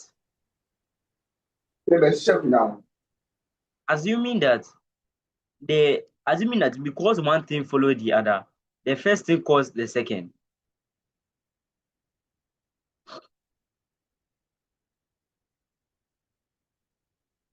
What do you mean by that? Is trying to say that if maybe events, so let's say an example, event A happened, you understand, or event A happened, and then after event A happened, event B also happened. So because event A happened and event B happened, they are basically assuming that event A was what caused what event B. So this one, it basically is like trying to misinterpret. So what symbolic logic do we misinterpret here? Yes, please. I will drop the slides. So we know the symbolic logic conditional. Understand? So what the wrong cause basically it makes the conditional statement invalid. You understand? Because we say for the wrong cause, we said that was event A happened, and it was just a coincidence that event B also happened when event A happened. So just because events they all happen at the same time, assuming that what event A caused what event B. You understand? For example, if maybe I saw maybe I barbed my hair today. That's an example. Yeah, Cyril. This is examples you are giving. Be very very very careful. You so I'm not going to use this example because of viewers' discretion, listeners' discretion. We are going to post this on YouTube. So this one can get the channel banned. So yeah, so an example, let's say if maybe Isaac goes to Baba his hair, you understand? Isaac goes to Baba his hair. And after Isaac goes to Baba his hair, when he came to campus, he saw Amma. And when he saw Amma, like he vibed Amma, and today when he vibed Amma, it worked. Like Amma actually agreed to maybe hang out with him. So because of that, he's assuming that it's because of the hair. That's why Amma did what? Agreed to hang out with him. You see, that's an example of a what? Of a wrong cause. Please, you understand? Please, you understand? Yes. Yeah, I think so. We understand. You can. Yeah. So you using an example that's NS. So please, if you have examples, drop them in the slides. We will check them and see if they are valid examples. So we say NS says that what I Example. studied with music and passed. Example. Therefore, music makes people pass. So that's an example of a what? Of a wrong cause. You cannot assume that music make people pass just because music you stay with music once and you have passed. Yeah, so Isaac. So I wore my I want to use football for example. I Yeah. wore my lucky shoe to play football today, and my team won. So therefore, my lucky shoe caused the win. Exactly. So that's an example of what? That's an example of That's a what? wrong Of a wrong cause. cause. All right. So Yes. I move to the next one. We say what? A wrong analogy.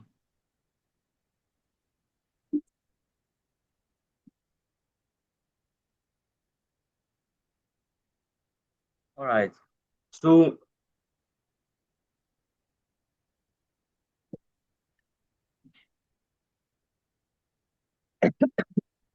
what do you mean by a wrong analogy? Basically, say that what? Comparing two things that are not sufficiently similar and drawing a conclusion based on that flawed comparison. What do we mean by that? It's basically trying to compare. It's like you take two scenarios, even though they are not similar or they have no relationship, you're going to compare them. And after comparing them, you are just drawing at a conclusion. An example of a what? Of a wrong analogy. You get, or a false analogy. So it's like you are bringing a conclusion based on two premises that don't relate to each other, or that do not have any relationship with each other. Like this example, what we say, what running a country is like running a household. You know that running a country is nothing like running a household. Understand? So we have taken two scenarios and we are relating them even though they have no relationship or they have nothing in common. That's an example of a what? Of a wrong analogy. Please, we understand. Please, we understand. All right. So yeah, so we are going to move to the next one, which is the what? Slippery slope, two wrongs and fallacy. Hey, slippery slope, two wrongs and what? Fallacy of analogy. So we have the false analogy, we have the wrong analogy, we have the fallacy of analogy. There's a difference. You so right now we have done how many fallacies? Nine fallacies. 1, 2, 3, 4, 5, 7, 8, 9. Nine fallacies. So we have 18 fallacies. So we have nine more fallacies to go. And we are done with the end with what? Today's class. So yeah, so we have the slippery slope. Have the what? The slippery slope. So yeah, so we say the slippery slope is basically claiming that one event will inevitably lead to a chain of negative consequences without just it's a sufficient justification for each step. What this basically means is that it's basically assuming that one event is like assuming that one thing, okay, will lead to multiple negative things without justifying what or justifying that main thing. For example, if we allow same-sex marriage, next people will want to marry animals. You understand? So that's an example of a what? Of a slippery slope. You know what it looks like? It's like because you've made one false move, you are just going to assume that you are just going to keep on making one wrong moves just because of that false move that you have done, what that you have made. Please, you understand? So that's an example of a what? Of a slippery slope. Or of a slippery slope, what? Fallacy. So an example of a slippery slope.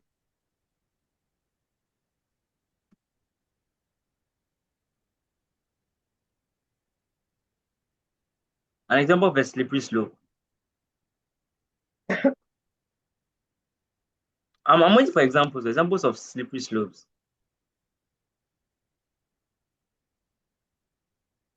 Okay, so for example, if if we let students use their phones for 5 minutes in the class, they will start using them for 10 minutes. Very soon, they will not listen to their teacher at all. And eventually, the entire education system will collapse. That's an example of what? Of a slippery slope. And I think Felix raised up his hand. Yeah, so, Okay. so Give give him free food today, and tomorrow he will come with his families. it's more come with a what? His I didn't get families. it. With his family. Oh, okay, Yes. yeah. So you can say that, yeah. You can say that when you give him free food today, you see now then he has brought his whole family to come and eat. So I think Cyril also says that what if I escape class, I'll fail my exams. I'll not get a job and I'll die poor. You know, that's an example of a what? Of a slippery slope. It doesn't mean that you should miss class. Cyril. Cyril, don't miss class. You so yeah. So that's I so it means that you actually understand the meaning of a what? Of a slippery slope and fallacy. So yeah, so we say two wrongs fallacy, or two wrongs make a right fallacy. We say that what? Justifying a wrong action by pointing to another wrong action, as if one wrong cancels out or excuses another. So we can see that, you see, throughout my explanation of all these things, we can see that uh, this fallacies, they are the one, they are actual like they are actual statements that we use in our everyday life. You understand? That is how fallacy and critical thinking is. We are basically looking at statements that we use in our everyday lives, and they have just made it formal. And the man has placed big words inside his slide, has given it to you to go and learn. You understand? So if you look at this critical thinking base, you can see that it's basically the words that I use in public, like normal words I use. They have just been given a formal meaning. That's all. So using this example, we say what? Tit for tat is not a sin. You slapped me, or I slapped you. Understand? So we are assuming that because one wrong, I don't know if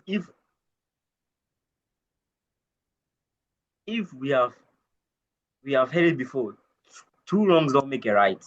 Understand? The fact that I do wrong, you also do wrong, doesn't mean that you are right. That's an example of a what? Of a two wrongs make a right what? Fallacy.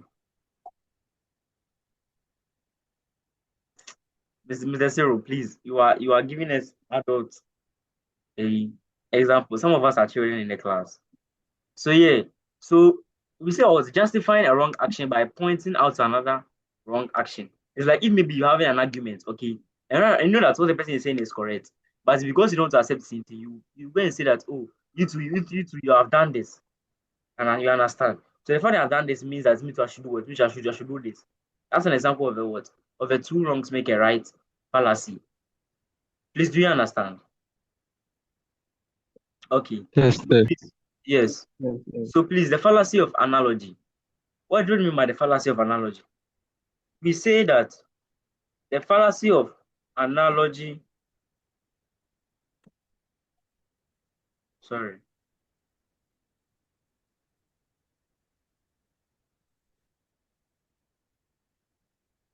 So the fallacy of analogy was using a comparison or analogy as the sole basis for a conclusion when the comparison breaks down under scrutiny.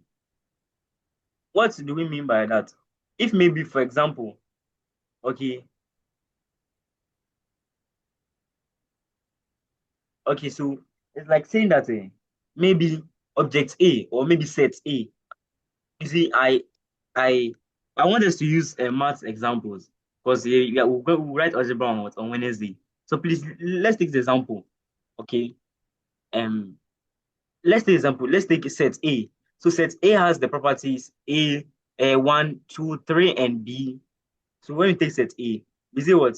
It has what? 1, 2, 3, and what? And B. And set B has what? 1, 2, and 3.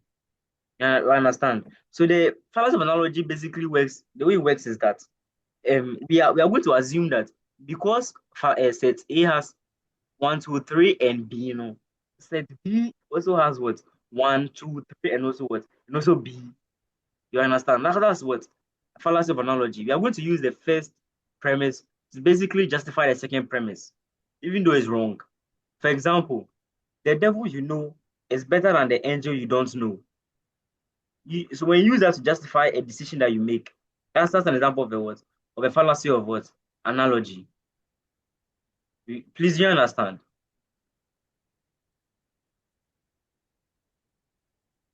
Hey, I don't know. Please, can you hear me? Yes, oh yes. Yeah, can hear you. But do you understand it? Yeah, we understand. All right, so now move to the next one. You see what? The equivocation, amphiboly, and the loaded question. Still But fallacies. Yeah. yeah, like I wanted to request if you could give maybe a very one example with the one you just skipped the The fallacies of analogy. fallacy of, yeah. It's like trying to assume that one event has the same property, or maybe the second premise has the same property of the first premise. That's how it is. So it's like you are comparing to this one and assume that, oh, because this one has this, the second event also has what? Also has this. Please, you understand? Yeah, like I want make you give an example of that Example. scene. Yeah. Okay, so I don't know. Okay, you let me see if I can get relatable examples.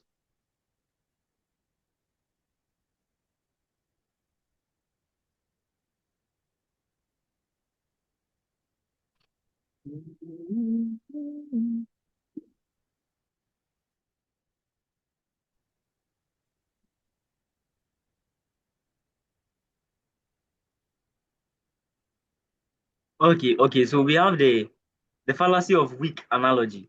I think there is this example that we might understand since we are IT students. So we say what? A computer, please listen, oh, a computer needs to be restarted when it gets slow to clear its memory. Therefore, when a student is struggling to learn, we should let them sleep for 5 minutes so that they can function properly again. You understand? It's like we have taken the first this one and we are comparing it, we are comparing that.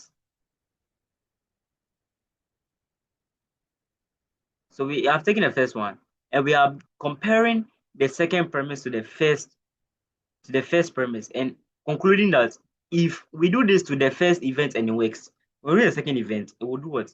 It would also what? It would also work. Let me see if I can get another example.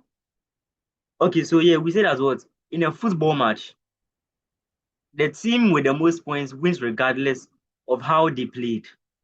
Therefore, in a marriage or friendship, as long as you do more nice things than mean things, you are basically doing what's winning the relationship. And it's like saying that, okay, so if maybe Barca and Real Madrid they play, where even though maybe Real Madrid gets more possession past Barca, and like even though Real Madrid had more possession than Barca, Barca still won. You understand? So they don't care if one had possession more Wait, than the wait, other. wait, wait. That can never As happen. Always Barca has more possession than Real Madrid. you are the here. So as long as this one wins, as long as Barca wins, it means that we don't even care about how good that Barca play. You understand? That's how the fallacy of analogy is. So if maybe me and you day where I they do more, I they take you come out. Even if I send you out, okay, and I'm still rude to you, the fact that I'm sending you out should mean that what you should be grateful for the relationship, or should be grateful for the friendship. Please, you understand?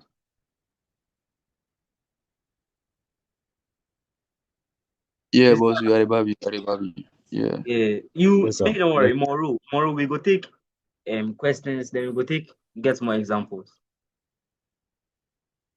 Okay, so we say that what the equivocation. So we say what equivocation basically means that what using using the same word with two different meanings within the same arguments to mislead or confuse. It's like using the same meaning. So it's like saying you will drink. That's an example of what? Of a fallacy of equivocation. Saying as what? You are using the same word which has multiple meanings in the same sentence. Like Charlie, you are they go drink.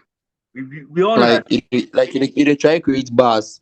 Yeah, like say they want it be so. Like say they want do bars. You understand? So using one statement which has multiple meanings in a sentence. Like what? Use fire to fire the market. It would affect the market. So you do like as he said, was saying you don't want drop bars. So the same this one with different with two meanings to be able to what to mislead or do what to confuse. That's what the equivocation does. What equivocation means.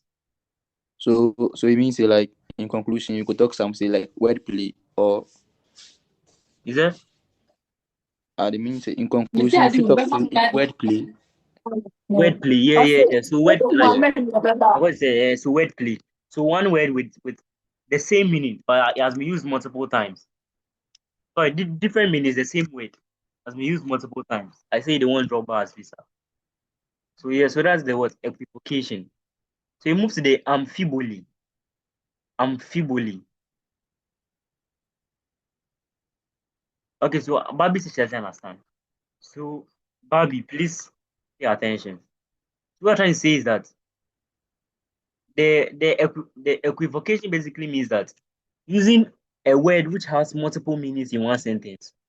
Like I am going to drink. You know that drink the first drink we mean is what? Like I'm going to drink, that's like drink water. And the second one is basically talking about what? Soft drink. You understand? So the same word, multiple meanings in one sentence. I am going to drink. That's an example of what? Equivocation. Miss Barbie, please you understand?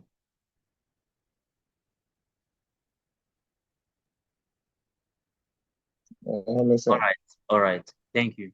So yeah, Isaac. Isaac, you can talk. So I just wanted to, because she said she doesn't understand. Yeah, can you hear me? Because she said she doesn't understand, I wanted to use an example like a feather is light. Can you hear me? What Hello? example was that?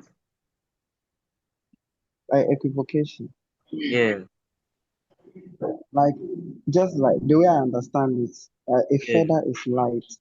It could mean that the feather is light in terms of weight, or the feather is light in terms of its color, or let me say brightness, something like that. It Wait, doesn't make sense.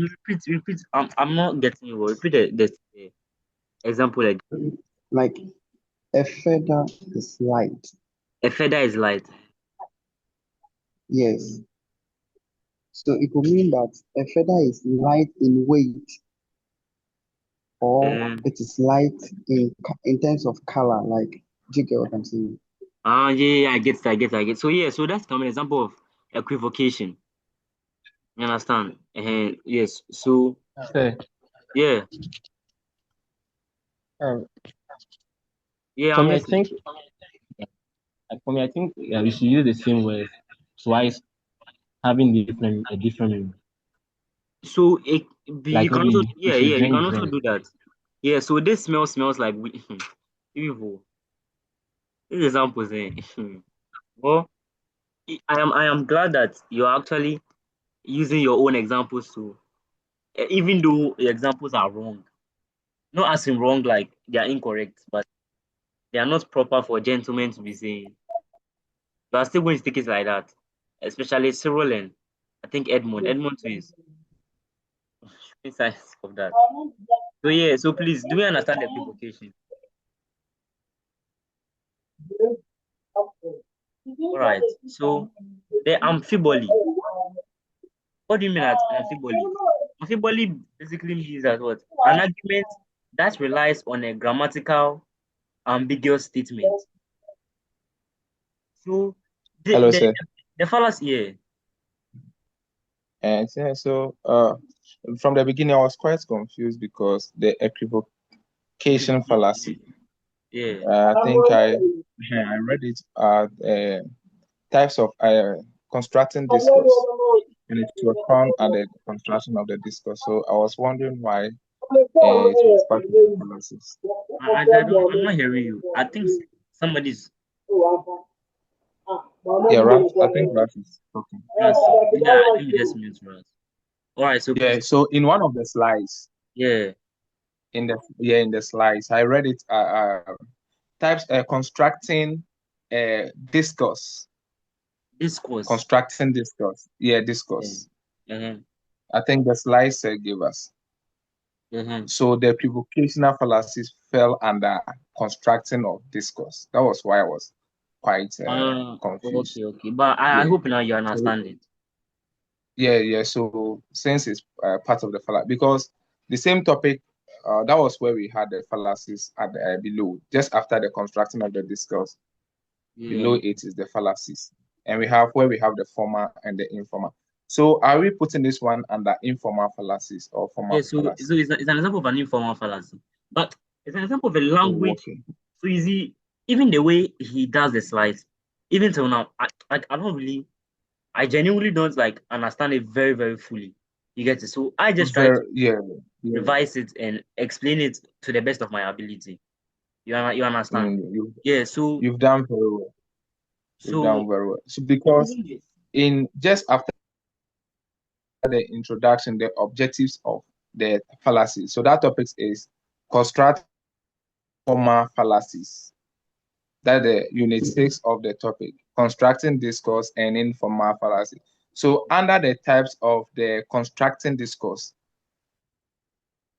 I think that is the first, or yeah, the second point. The second point, I think. No, the last point. The last but one point. It said that application, and it says that if you use fire to fire the market, if you use fire to fire the aspect would affect the market. Okay. But like I hope you understand what is going on right now. I understand. I understand.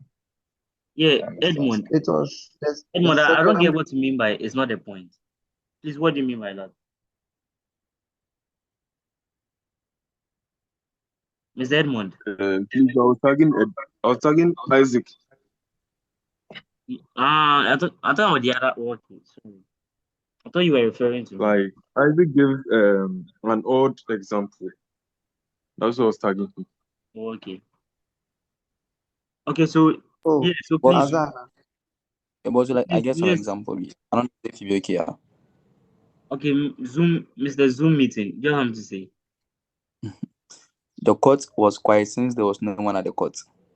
So at the court, them get law like court and casa where lawyers they where them get court where them they play basketball like basketball court. I be get me. So this I be it be the same word describing two things. Let's say the example again. The The court court was quiet since there was no one at the court. So that example, please you should know that the basic understanding of argument is that the two premises should relate to each other. You understand?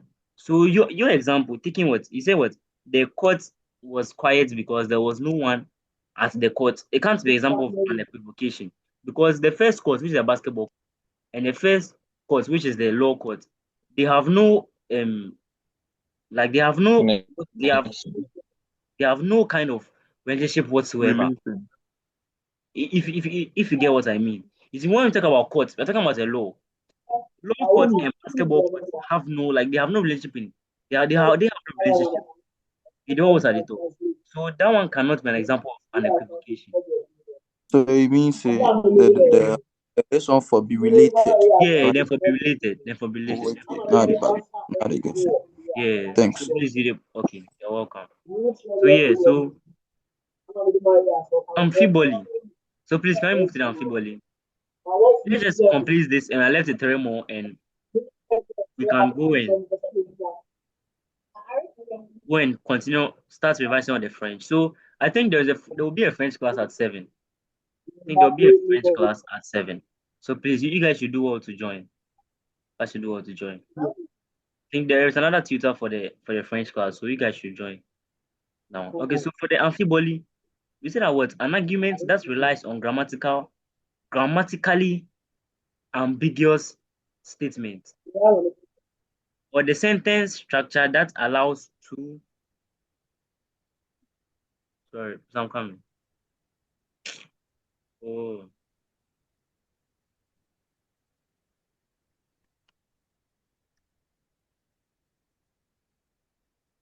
okay, so we say that what an argument that relies on grammatically ambiguous statement. Example, the sentence structure allows two So all these fallacies are actually informal fallacies. Okay, I'm going to check the slide right now. All these fallacies are actually informal fallacies. Apart from the formal fallacies that we did, most of them are all words. So most of the time, it's informal fallacies that he brings in his exams. He brings a lot of words. Informal fallacies. So you should focus on that more, because that's the one that's taught. So we say that what the amphiboly is an informal fallacy of ambiguity. That basically occurs when a sentence is poorly constructed, which leads to what multiple interpretations. For example, an argument. For example, I saw the man with a telescope. So this is actually something that we use a lot. Isn't the example? Hey, Mr. Ernest, please, oh, let's be mature then. Let's be mature. If that happens, I'll remove you from the group, please. All right. So, for example, we say what? I saw the man with the telescope. So, looking at this question, we say what? Was the man having a telescope, or I saw the man with a telescope? You understand? So, we can see that that one statement has multiple interpretations. Like, I saw the man with a telescope.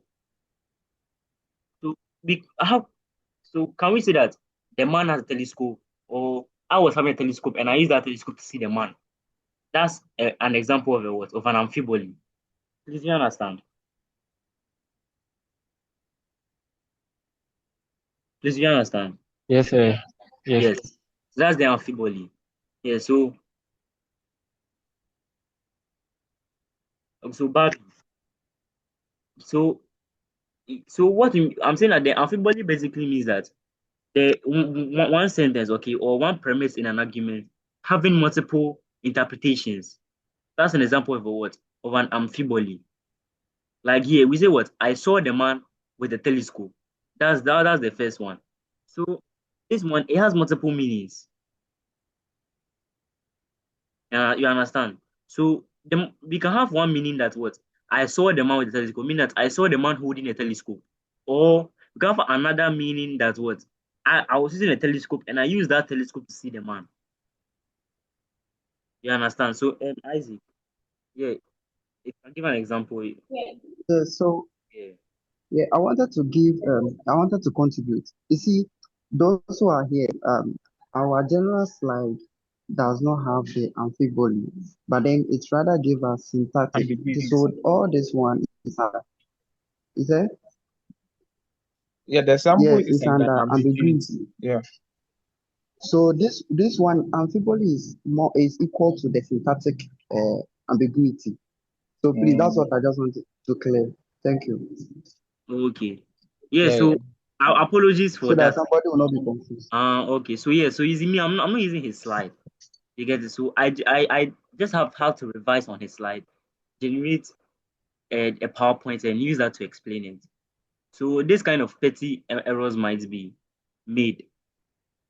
So yeah. So please, does everybody understand? Yes, sir. Yes. Right. All right. Yeah. So yeah. So we are moving on to the what? Sir, Loaded sir, question. but I want to you see, hello, sir. Yeah. You see, his topic is define. His topic ambiguity defines your amphiboly. So, in the definition of amphiboly here, you could see that ambiguous Ambiguity. statement. Okay. Yeah. So You understand? So, I think, all yeah. right. So they are related. So, the moment I saw the ambiguity, I know that it's relating to The amphiboly. amphiboly or what you are All right. saying. All right. Yeah. Thank you, So sir. you're Yeah. welcome. So unfortunately, I cannot be able to go through. I cannot use his slides to explain because I'm teaching you for the exams. You understand? I'm not teaching you like I'm teaching you for the exams that you're writing as soon like they're writing on Tuesday. So I don't have a lot of time to dwell on like a lot of things. Yeah, Mr. Zoom meeting. Please, what don't you understand? Like it's a little bit confusing to me. Like, can you still structure it well for me? So the I'm just ambiguity, trying. okay, yeah. So the ambiguity or the amphiboly here basically means that it's like having one sentence having multiple meanings. You understand? So, like what? I saw the man with the telescope. So this sentence has multiple meanings because did I see the man holding a telescope, or I used the telescope to see the man? You understand? That's an example of a what. But now, let me see if I can get more examples.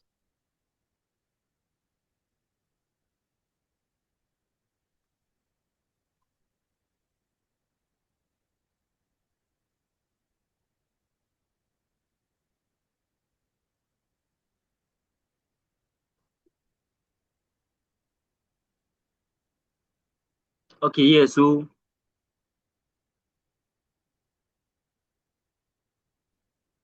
and so what? I fed the dog in my school uniform. So let's take an example like that. I fed the dog in my school uniform.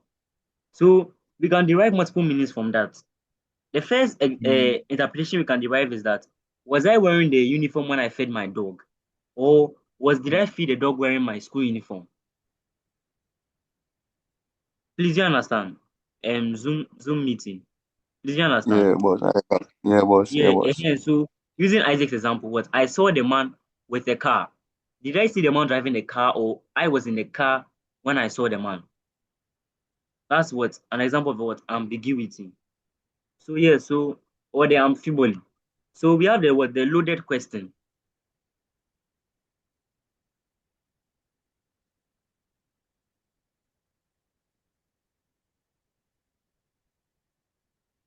Yeah. So we see the loaded question is basically asking a question that contains a hidden assumption so that any answer has the embedded false premise.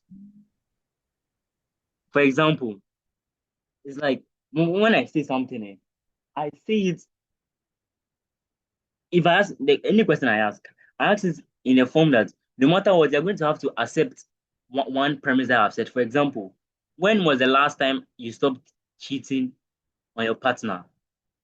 You understand? So even if you say yes, it means that you would cheat on your partner.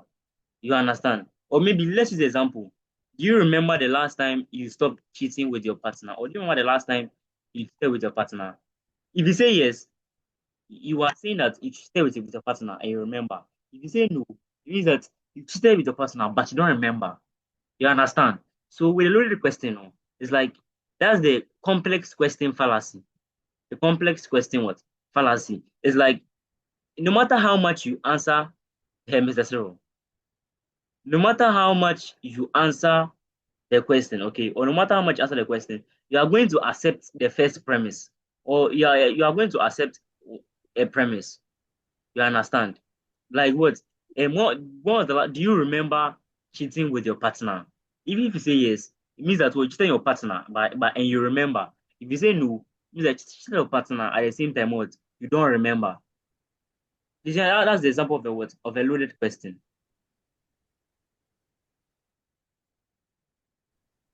Please, we understand. Hello. Yeah. Yeah, please, if you are quiet, I Yeah. would know if you can hear me or not.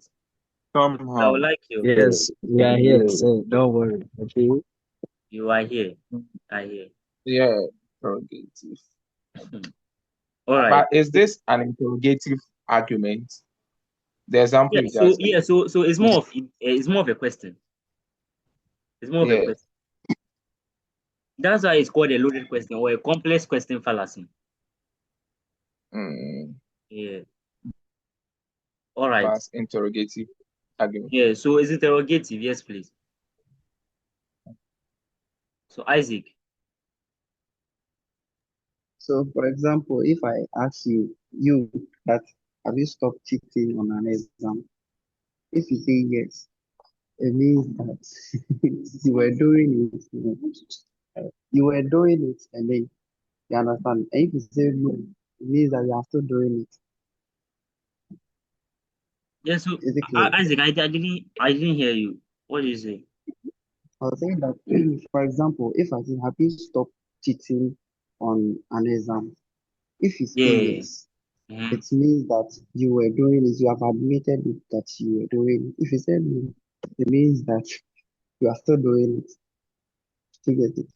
Yes, yeah. So that's an So that's example. an example. Yeah, it's a complex question. What Yeah. fallacy?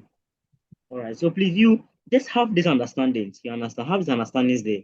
I will share the slide tomorrow. When we look at more questions, you see that oh, okay, this is how he would present it inside his what? Inside his examination questions. All right. So we have so these are our last three. We have William Mensah. Mr. William. Right. So with this complex question now, is it okay to say I don't know? Yes.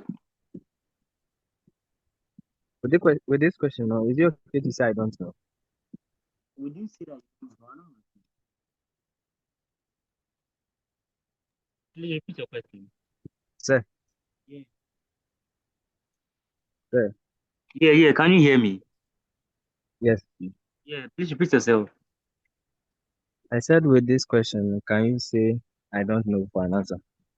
I don't know for an answer. Yeah. No, Like he's trying. most of the Like time I don't get it, guy. it's inside the section. See, I think you should like type your question or something because I'm not really getting it. Nah, like I beg. I feel help him out. You want to talk say with the loaded this one? No? Yeah. Maybe if you are being asked those questions, which is to contemplate your mind on answering them. As Where in an yeah, answer. so yeah, can you can who answer who did him? What I say? Okay, yes, and okay, no. Like you like you are faulty. You Okay, I understand? get, I get, I So get. with that, when being asked, are you supposed to say you don't know? So, Yes, so please, for the loaded question, we are not looking at the answers. We are looking at the question. yeah. So okay. So When William, they say critical thinking, sir, William, William, please listen. Please let me answer his question. Okay. So okay. yes. So when this kinds of questions, inside the examination question, he is going to ask you what kind of fallacy. He's not going to ask you like a question for you to answer. Oh. He's going to ask you that what kind of fallacy is this? You understand? Okay. Yeah. Yeah. So the answer doesn't really matter. You get it? So if maybe he'll put a premise there, two premise, or maybe an argument there, or maybe like a statement or a scenario there, and you ask you which kind of fallacy is being presented in this scenario. You understand? And you put the fallacies there. So you have to look at it and what and be like, oh, this fallacy is that fallacy. Do you understand? Yes, sir. Yeah. So the answer is not actually needed. You understand? So you just let you identify what this is, what that is. All right. So please, Yes, sir. do we have any more questions? Thank you. You're welcome. Do you have any more questions? All right. Wonderful. We are going to the is what fallacy or the Holmes guillotine or guillotine. Guillotine. We all know what a guillotine is, right? That thing that you put your head there and the knife will come from the top and to cut your head. That's called a guillotine. Yes. Guillotine, yeah. Yes, sir. Yeah, so we say that there is what fallacy or a Hume's guillotine is incorrectly deriving a moral ought conclusion from a purely factual is statement, jumping from what is the case to what ought to be done. For example, if you insult me, I will beat you. What do we mean? Sorry. What do we mean by that? What I'm trying to say is that the fact that you insult me is like trying to justify that. That's justify the fact that I beat you by saying that I beat you because you insulted me. You understand? So for the is what fallacy, it's like if I do something wrong, I will justify it by saying that because you did something I didn't like, that's why I did that. I did that and that is wrong. Or maybe for example, I go and steal. And I say when I steal and you catch me, I'm like, oh, it's because I didn't have anything to eat. That was why I went to step. That's an example of what of an is-ought fallacy. Do you understand?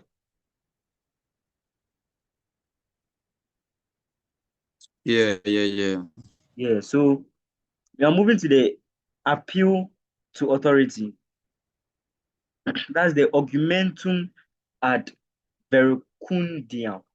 Hey, Yehovah. So yeah. So we say what? It's basically using the opinion of an authority figure as evidence when the authority is not genuinely expert in the related relevant field, or when experts disagree. It's basically trying to say that if maybe there is something there, or maybe there is something that maybe you go for review, you understand? Just because the person is popular, even though the person is not related to that, it's like maybe you have written a slide on slavery. You understand? When the time of slavery, and you go and take recommendations, you go and take recommendations from somebody like um Ronaldo. That's an example of what appeal to authority. So for that one, the fact that he is an important figure, or the fact that he's a very popular figure, doesn't mean that he is related to the field that you are currently in. That's what they are trying to mean. So, for example, if a famous footballer endorses this food, it must be the best. So right now we're just assuming that because he's a famous footballer in team, it's going to be what? It's going to be a best phone, even though a footballer is not even related to the field of electronics. Please, you understand? So we appeal to a popular person just because he's popular, not because he's relevant to your field. That's what appeal to authority means. Please, you understand? Please, can you go over? You understand? Yeah. Can you go over? I'm saying that the appeal to authority, okay, the way it works is that you are basically going for approval from somebody who is not relevant in your field. That's the meaning of the appeal to authority. You understand? So, for example, like the example they what because a famous because Ronaldo has endorsed this phone, it must be so. If maybe it's like saying that maybe Ronaldo goes to endorses itel and does a video that itel is the best phone, even though the fact that even though he's not relevant into the field of electronics or the field of IT. If you go and say that, oh, because Ronaldo has said that itel is the best in team, itel is better than iPhone, that's an example of what an appeal to authority. Please, you understand? So it's like you got somebody who is not relevant in your field to go and ask for. Yeah, so the Nana Mark Brown, so zero. So yeah, so that is how most advertisements work, but unfortunately, that's the kind of life that we are in. That's the kind of world that we are in. Understand? People Yes, just justify yes. things just because popular people. Yeah, Mr. Felix. Or who was talking? Okay, so please, I just wanted to give an example. Like my pastor said, I should marry him, so he might be the right person for me.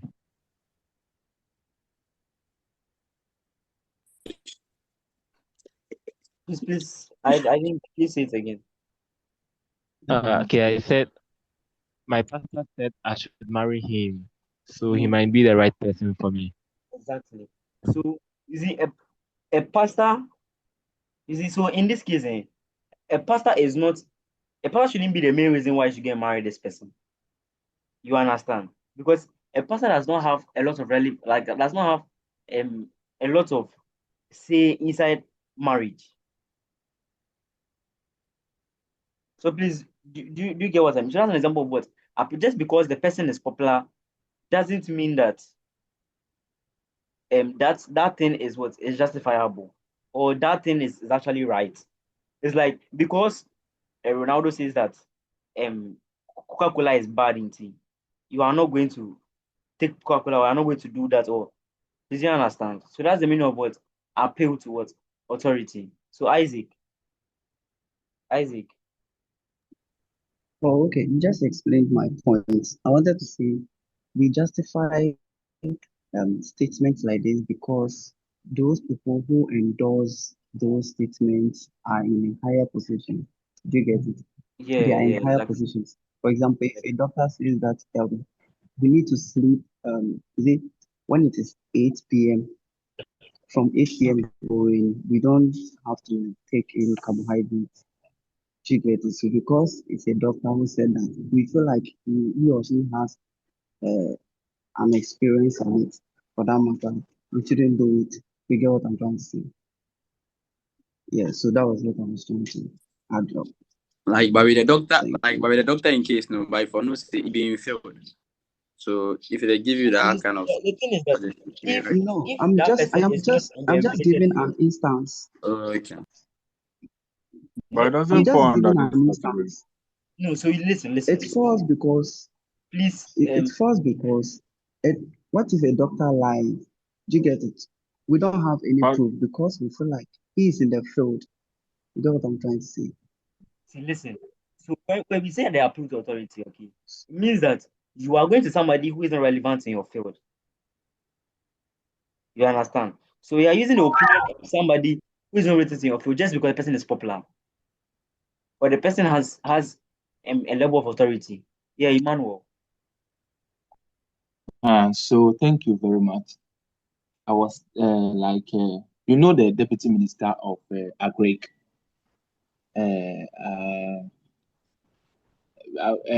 He is I've forgotten his name, the MP for Ayawasu West Program. He's well known in the movie industry. So he's now we thought that he will be mentioned, he will be the Minister of Art and Yeah, Culture. Honorable John So Dumelo. can that be John Dumelu? And not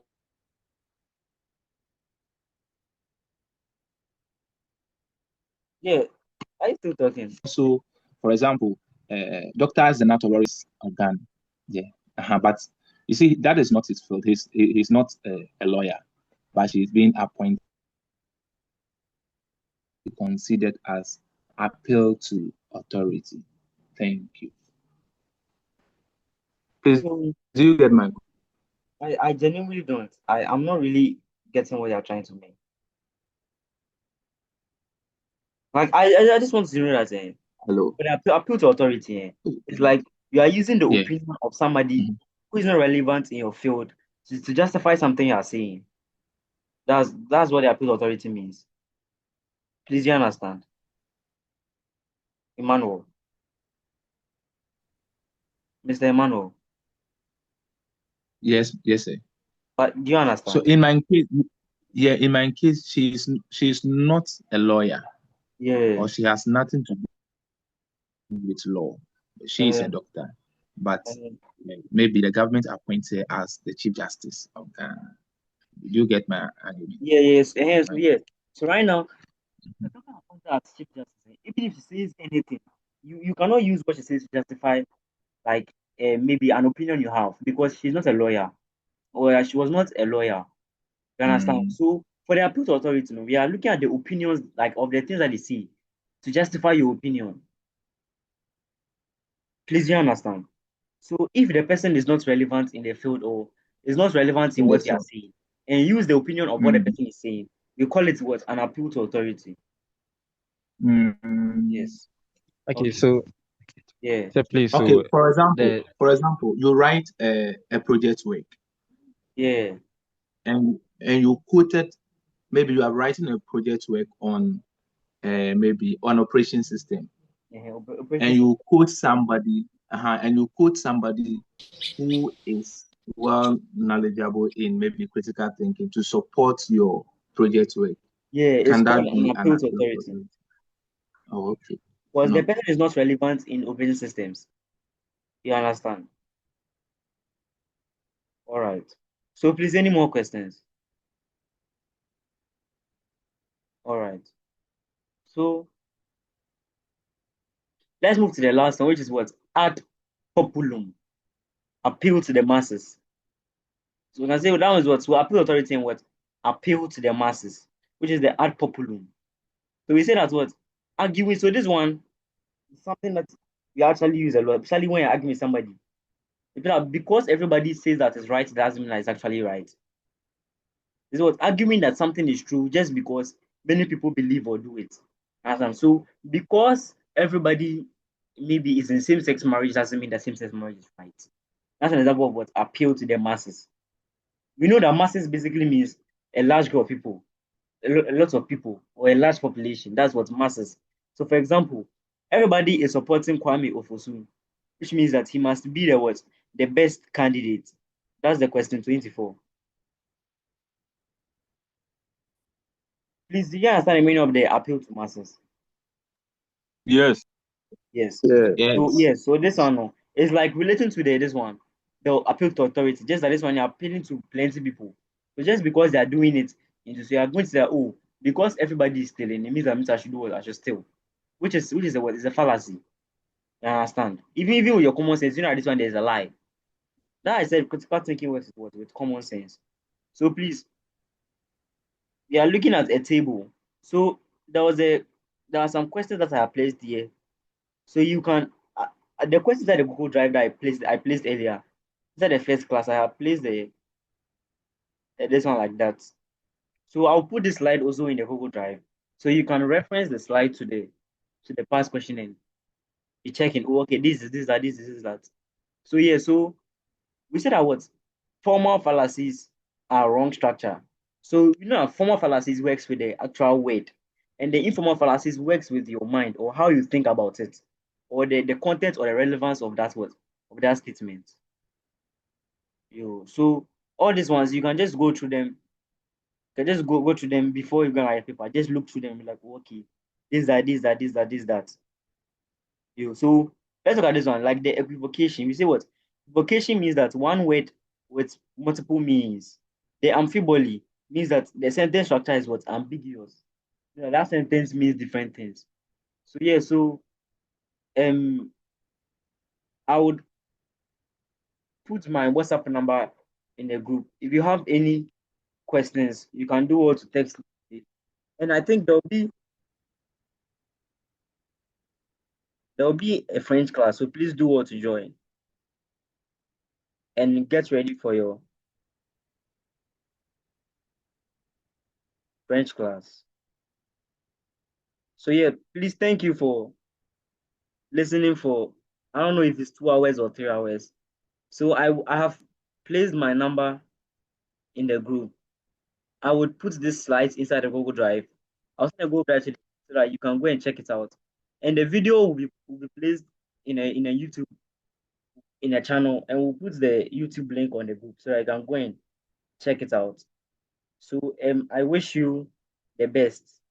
I think the French classes are at 7, I think. It's at 7 o'clock. So you can just go and bath and get ready for the French class. So yeah, so I wish you the best in your upcoming exams. And yeah, Thank you. yeah. Yeah, Bozu. Yeah, they hear. Yeah, I beg. As you say now, the time now you dey talk previously. Now you were saying something. You were saying something on like a question, like not that maybe a form of question that will normally come out very much. But like, can you just stress a little bit on that? I Or didn't get you. you were giving on something like yeah.